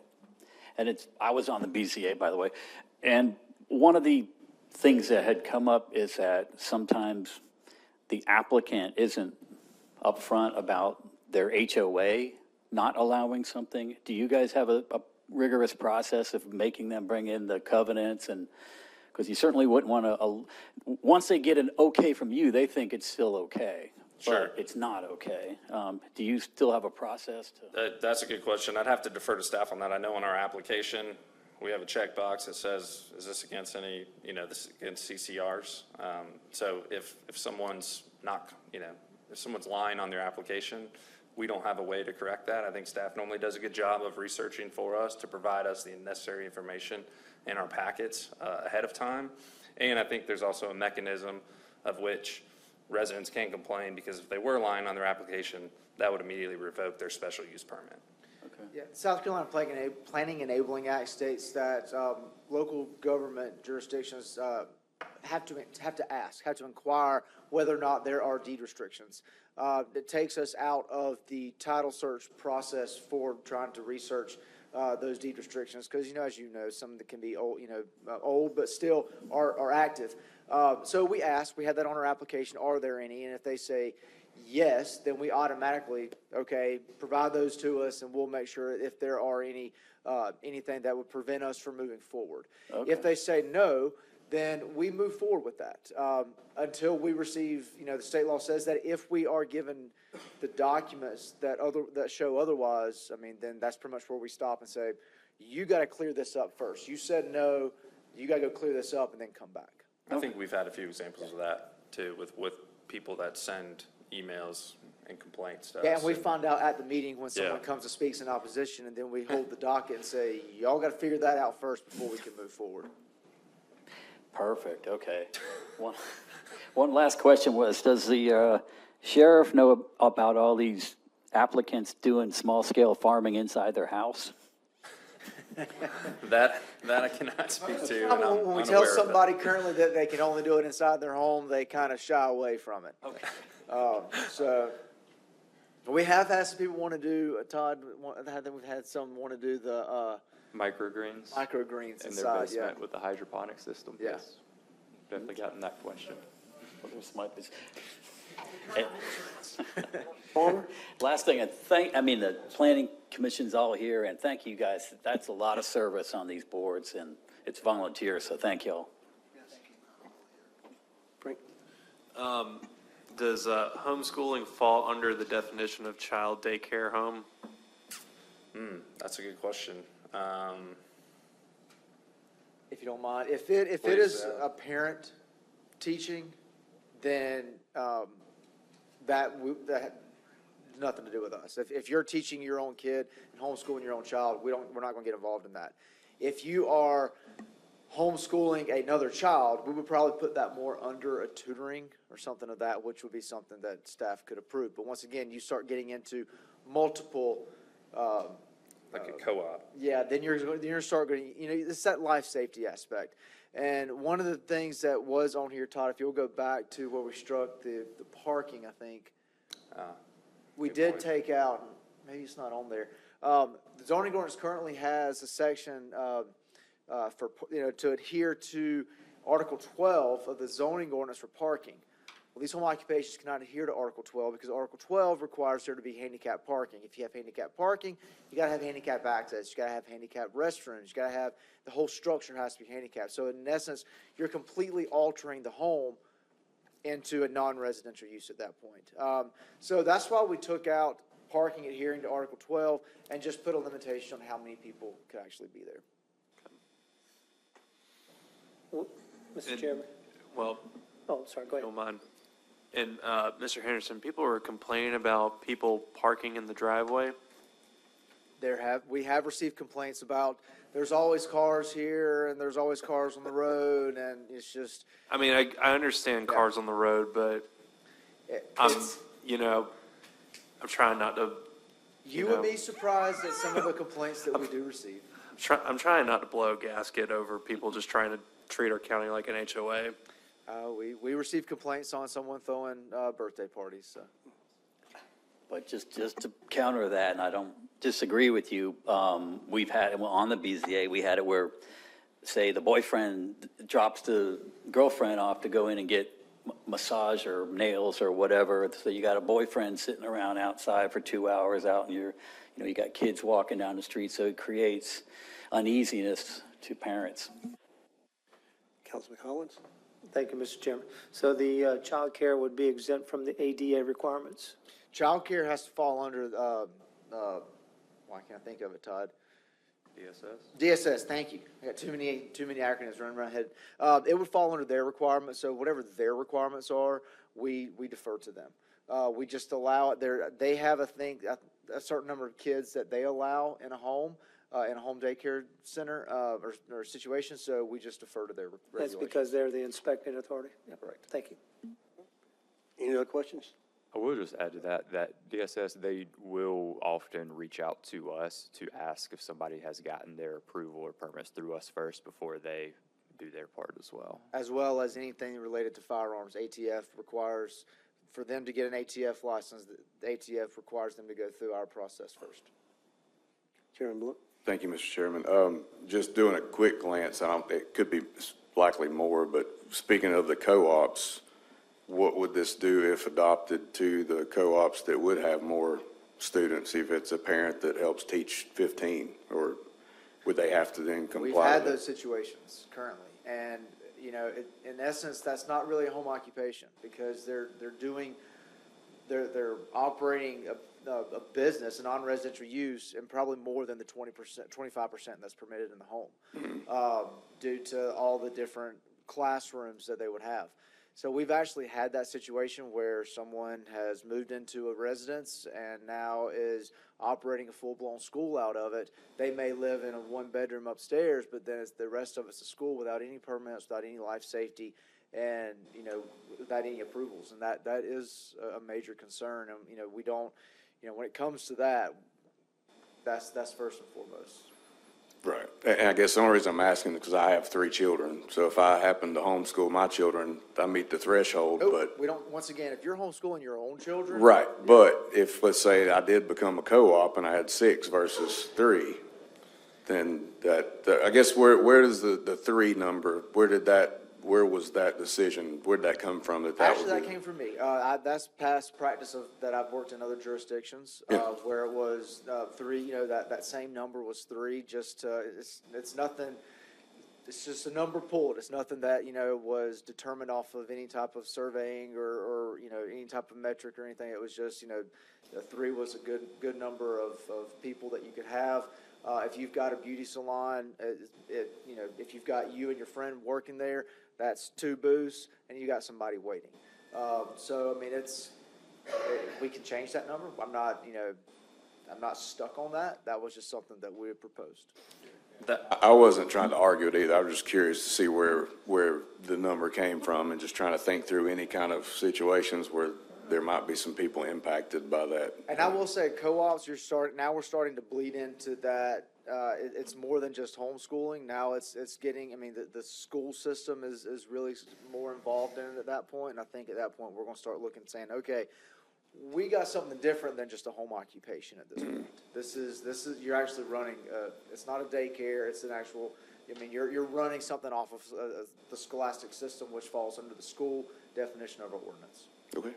If I could expand just briefly, I remember in conversation with the board about the 3 people, a lot of it was kind of that overlap on cars. If we were going to have 3, you know, we felt like if you have some overlap, that could be 6 cars, and that felt like a good number not to exceed. As far as a co-op, and you know, we actually do see schools a handful of times because they come to us for use by special exception permits.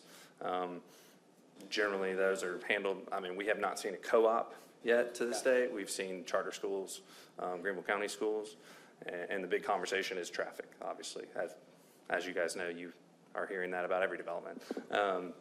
So that's just some more color on where that 3 came from. Councilman Collins, you good? Okay. Question for staff. Thank you, Mr. Chairman. A lot of the problems I have with a lot of things in some of these ordinances is just the verbiage used and where we define what that thing is. So let's go down to number H. And in my own neighborhood, I have a guy that runs a home insulation business out of there, and his employees go 70 miles an hour up and down my street. But I mean, it is what it is. But would that be considered a nuisance or cause undue disturbance in the neighborhood? I mean, what I'm asking is, when people come in front of you, what's that threshold? What threshold does the board use to say that's a nuisance, or that's honest. undue disturbance? I mean, H always gives me heartburn. Okay, it does. So now's our chance to fix it. We put stuff in there like this, and it causes us heartburn. So why are we going to put something there and not fix that while we're doing this? That is a very ambiguous statement, and we've had this conversation in our office. You know, what is a nuisance to me Absolutely. as current zoning administrator might not be a nuisance to the person following me. So my recommendation is let's smart people in the room get together and fix that before we see this again. Well, we're happy just to take that whole line out if that's, because, I mean, there's really, sure. yeah. But those are kind of things that keep me up at night when I'm sitting there dreaming about the county all night. Things like this.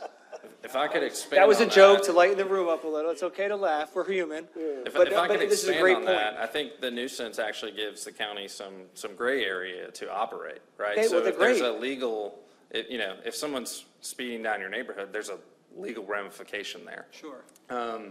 I can think back to a case where we had, it was an outdoor contractor who was, had more than, he was not obeying with a few of these. He was keeping trucks, guys were parking on the street and they were going off from drops from his house. Right. So he wasn't hitting a few of those, but some of that rises to a level of nuisance. Now, Mr. Farmer mentioned about running an HOA. There's, in HOAs, there's nuisance language in there a lot, and it's how do you define a nuisance? Right. It actually gives the county and the board some gray area. Okay, And so that- if we want to take it out, I mean, that's fine. No, I want the But think- discussion like we're having. This I is think perfect. it gives you, that nuisance, quite frankly, though, could change. What the board that I've sat on for 3 years, and you guys appointed me for another 3 years, and this spring, that nuisance could change in 6 years, because of the makeup of the board. I'm not saying that's a good thing or a bad thing. I'm just saying that gives you some gray area to operate. And I will say also, if someone comes in and says that they are doing X use and it's, let's just pick one of the lesser, like just an attorney's office and it's just them, and that's what they get approved to be. And then all of a sudden we start getting complaints about, whatever those complaints are, then we do have something to say, look, you said that this is what you're going to be doing and now you're doing something different. Or you're doing, it does give us a little bit of enforcement authority there as well. So, I mean, we can look at that and tighten it up, but I do think, like Michael said, I do think it does kind of give us a little bit of room to be able to enforce, and I don't want to say shut down, but to make sure that the businesses are in compliance with the zoning ordinance. Sure, and you mentioned something too when you came up, and this is great discussion, is that you want people to have clear answers. So that's why, while that gray area can be good and bad, I just think if there's any Right. way we can make it a little more directive, or what is it? Do we have in any of our ordinances have what a nuisance is? We'll look into that and I we'll just- see. yeah. I'm sure we do in the International Property Maintenance Code or something like that. Okay. We'll look into that and Just see so if we can tighten it up. reference a definition. I'm I think it's generally sound, and Sure. smells, noises, I think that's generally something. the Yeah, reference. maybe some language like a reasonable person. I mean, things like that. I don't know. Yeah, I'm open and I to like that, what you. yeah. I actually hadn't thought about what you said, so that's awesome. I mean, It lets us, I think if staff thinks there's a potential nuisance, then it gets Yeah. brought to the board to actually argue Okay. whether there's a nuisance or Awesome. not. And that nuisance is in the eye of the beholder. Sure, obviously. absolutely. Yeah. No, thank you for that. That's great feedback. Yeah, we'll look into that and see if there's a way we can tighten that up a little bit. Yeah. Awesome. Not to belabor it, but as a suggestion, the legislative intent is very important, so you can solve that by a declaration saying it's the intention of this to preserve the general neighborhood character, and then that gives you some grounds to build up the nuisance ideas on. Anybody else? Mr. Chairman, thank you. Yeah, the nuisance is recommended and defined in the noise ordinance. So you would default to that, maybe? I will look for something that is, that we can pull from. Yes, sir. Thank you. Anything else? Thank you. I think we have covered the. I will just say that it's possible that this could look a little bit different moving forward if we do make some tweaks to this with maybe additional definitions or something of that nature. So just be, cognizant of that. We over 10 minutes for this, so anyone wish to speak against this text amendment?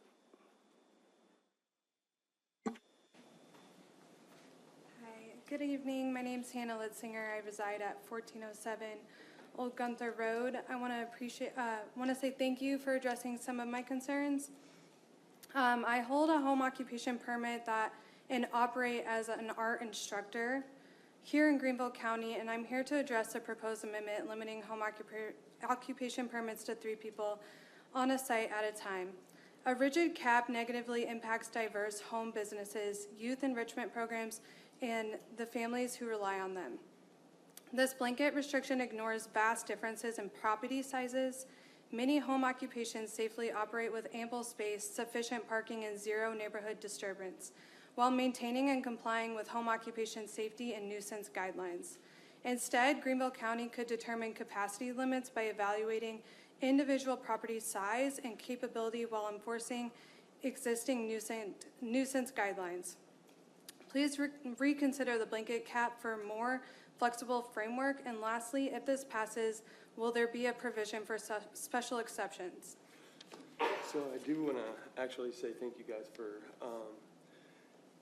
mentioning that You addressed a lot of our concerns as we don't fit in childcare, and we also aren't a big co-op, school, educational service at all like that.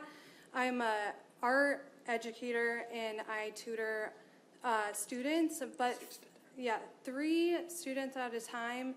A cap at 3 is ideally not my ideal tutoring session. I would love to have, you know, like 5, 6, 7, 8, a small group like that. And that's where I am wondering if at this point, would I then need to be filing as a special exceptions permit? So to answer that question, the way to look at this is we have provisions in the ordinance that if you come in today and say, this is what you're going to do, and you meet all of these provisions, and that use is in that table, staff can approve that. Cool. If you have an issue with one of the provisions and the regulations of those, that's what you seek to the Board of Zoning Appeals. And it's up to the board to determine whether or not, you know, having additional people, you know, would be permitted. That's kind of where that we're not falls. actually opposed to the amendment whatsoever. The only issue was like the 3 students and the parking, but we're not in a subdivision. We're on 6 acres, and we're 140 yards from the road, and we have our own parking section. And we've done everything. We were originally in our shop, detached shop. They moved us all the way back into our garage, and now we're partially out of the shop, only to run the 25% in the garage because of the primary dwelling. So we had to change a significant amount of our business for that, and we did make it happen, but now we're worried that if this were to go through, that would shut us down now. And I don't think it will, as if we could apply for separate. It wouldn't shut you down, number one. Yeah. Number two, it would also open the door, this provision, this amendment, proposed amendment would also open the door to allow you back in that detached building. Oh, that my staff gosh. can approve on a staff level. And if you want more than the 3 people, that's where you seek a variance to the Board of Zoning Appeals and get their permission to do that. What that does is it opens up the ability for people surrounding you to know what's going on and be able to speak either on your behalf or if they've we've got already answer spoke questions. with them, so So we're- okay. that's Thank you. how you would go about that. Okay. Awesome. Thank you for your time. Anyone else to speak against? Anyone else? All right. Todd, before we move to the next docket, I have information about it I need to make public and let the other council members know. Docket 2026-040, due to the amount of public interest in the zoning text amendment, Greenville County Council will be holding a second courtesy public hearing for zoning docket, again, the 26-40, at the regular county council meeting on Tuesday, August 18, 2026, at which time the docket is slated to be considered for second reading. Speakers will have the opportunity to be heard prior to the council's vote. Anyone wishing to speak must sign at the kiosk outside the council chambers between 5:15 and 5:45 on the evening of this meeting, as with all council-related public hearings. So we have a lot of interest in this, and the night will satisfy the state, and then next we'll satisfy our citizens. So let's move on to the last docket, please. The last docket is CZ-2026-040, which is to amend Article 6, Section 6210, dwelling, single-family attached, and dwelling two-family duplex. Article 7, Table 7.1, minimum lot area permitted densities for single-family residential. Article 7, Section 7.2, open space residential development. Section 7.2.5, open space residential development, option number 2, and Article 7, Table 7.2, open space residential development options of the Greenville County zoning ordinance. The proposed amendment revises the current open space development regulations within the Greenville County zoning ordinance. The goal of these changes is to help regulate open space developments with regards to density, required open space, and overall preservation of natural areas of Greenville County. Here you can see a breakdown of the major changes addressed by this amendment. It would eliminate the unique standards for single-family attached dwellings in R10, R7.5, and R6 zones to bring them more in line with the requirements of the underlying zoning. The permitted residential density for open space developments has been reduced in all associated districts. The amendment would eliminate open space development option number 2 and consolidate the regulations into a single open space development option. The amendment would also cap the number of units within a development which could be single-family attached unless the property is within an area designated by the comprehensive plan as having a future land use density of 3 units per acre or greater. There would be a 20-foot roadside buffer, 25-foot exterior setback, and a scaling setback from existing public roads. Mr. Chairman. Any questions for the staff?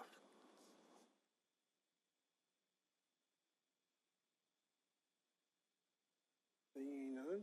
Do we have anyone to speak in behalf of this text amendment? Anyone? Seeing none. Do we have any to speak against the text amendment?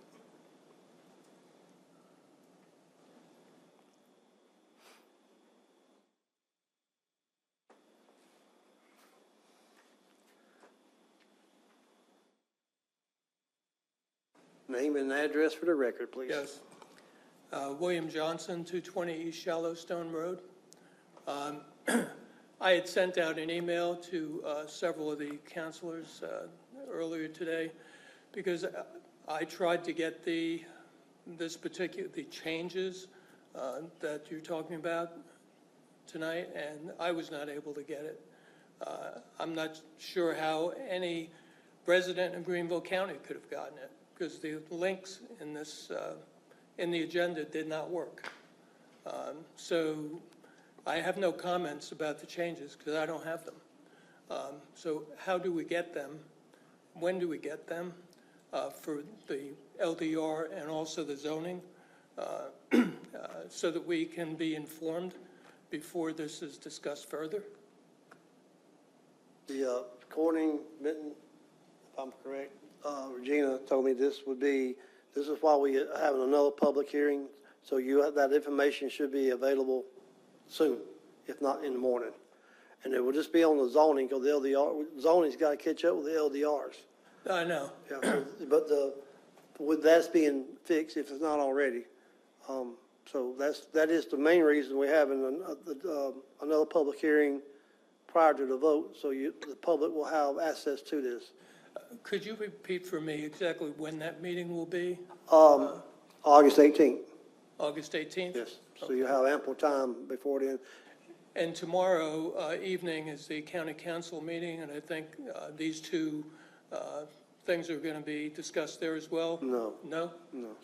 This will go It's to on a the first agenda. reading tomorrow for council to move it forward to a planning commission. Be no discussion, it'll just be sent to the. Consent, pretty much consent only, just to move it Okay. forward. Just move it But forward. county council will refer this to the planning commission? Yes. For their, what is it, January, July 26th meeting? 22nd, it'll be this Wednesday. 22nd, Yeah. okay. Right. All right. So I should check in the morning to see if I can obtain these things? So let me just clarify one thing. When we put our agendas online for rezoning dockets, and that include text amendments, we don't link the information of the proposed text amendments at that time.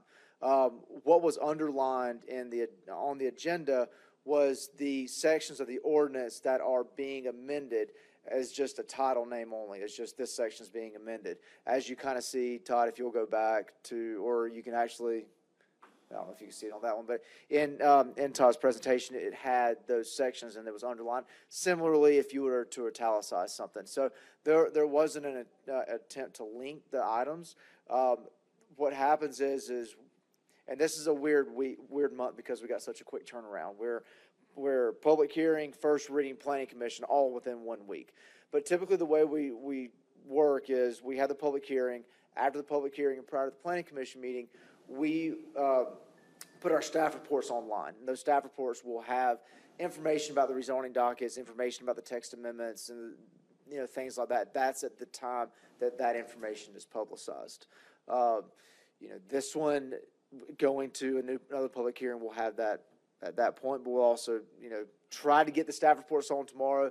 I got a person out of the office ill right now, so we're doing the best we can. So we are making an effort to get that where you can see it. So do you think the public will have this information before tomorrow night's meeting? We will try to make sure that the staff report goes online tomorrow morning. And where will we go to get it? It's through our website. through the zoning page, you would, Todd, you want to, or I mean, if you want to contact. If you yeah. want to send us an email, we can make sure we get that information to you. Okay, Yeah. yeah, that would be helpful. Yep. If you'll hang around actually after this, I can get your information. Okay, great. All right, thank you. Appreciate it. Anyone else to speak against?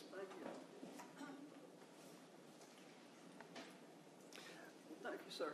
Yeah, name And and I'll, address, name and address for the Good to record, see you. please. Good to see you guys. Thanks a million. You too, Josh. Todd, good work. Give us your name and address for the record, please. Okay. Gail Crawford, 222 Greenview Circle, Greenville. Okay. All right. I know you've all seen this, but I just want to offer one suggestion that would help us old people. Usually, what we like to read is when there's a change in something that's very legal, that we really are interested in, you would present the old one, and then it would have some red lines through it, meaning that's the change. And then underneath it, same place, you'd have what's new. You would have a magnificent document, and you would not have folks lined up like me standing here and wondering, okay, now I got to find two things. I got to find the old one, and then I got to find the new one. And holy cow, by that time I've had 3 glasses of water and 14 glasses of wine, and I still can't find it. So if you would just really think of a way to do that would be cool. Okay? That would be a big help. Okay, now, Josh, I asked you last meeting to do one thing, and you did it. So I want to say thank you. You're welcome. What I asked you to do on your zoning signs is to make the handwriting good enough that old people can read it from their cars, and even if they have to pull over and make a picture of it, which I've done several times, and I asked you to make that handwriting a little bit better. Okay, we'll look into that. And you did. Okay, now there's one other thing. In this world, there's only 999,642 area codes. Guess what? I called the zoning number, the 146, it didn't even have 1, it just had 467. Okay, what I do all my life, 800, 803, 866, 828. So guess what I put in? 1-800-467. What did I get? Somebody trying to sell me a Social Security Medicare Advantage plan. I was more messed up than ever, and I just said, oh, my Lord in heaven, that's 2 more cups of coffee. Okay, that was cool. Now then, the other thing is, on your docket, the ones that I'm here interested in, because those are all my neighbors and church members. Now, it's great that you list all of the addresses of all of these, especially the Donkel one. Do you know how long it took me to find Donkel? There is no rezoning sign on Donkel and Rutherford, but yet you have it on your document. I could not find Mill, because there's nothing that even describes Mill. Let me give you the zoning number real quick here. And I'll finish, Mr. Chairman. Thank you, thank you, thank you. Okay, Sharp Court, this is number 34, 034. Okay. At Donkel Road, where it intersects Rutherford Road, that's the main traffic. You obviously didn't want anybody on that road to see the rezoning sign, because when I went back there, it was a dead-end road. The cemetery's on the left. You can't get to it because there's survey stakes all the way around it. Can't go that way. So I went on down about another 100 yards, and there was one rezoning sign. One. So if anybody looks at Donkel and says, oh man, where's the zoning at?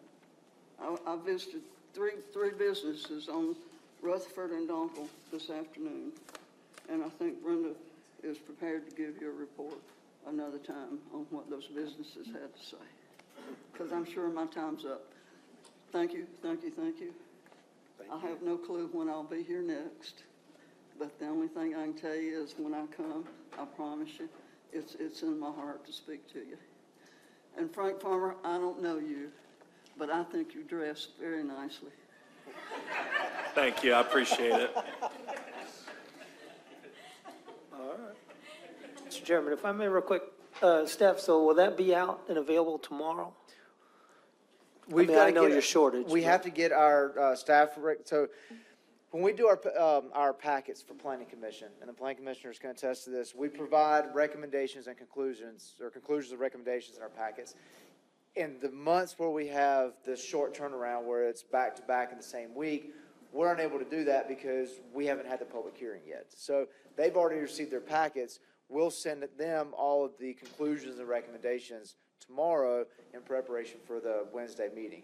We'll also try to get the staff report that will have the conclusions and recommendations in it uploaded to the website for that docket. Okay, and so my other question as the final is, who originated the text amendments changes right now? For which docket? This for docket 40? Yes. So that came from, it started with the moratorium that was put in place on the open space cluster developments. From there, a committee was formed of different stakeholders. That committee's been working together, Council Bradley, for what, about a year now? Close to a year? Been about a year. And out of that committee came the amendments that you'll see. That for the record. Thank you. Yeah. All right. Any other questions? All right. We are done. See y'all tomorrow. Motion to adjourn.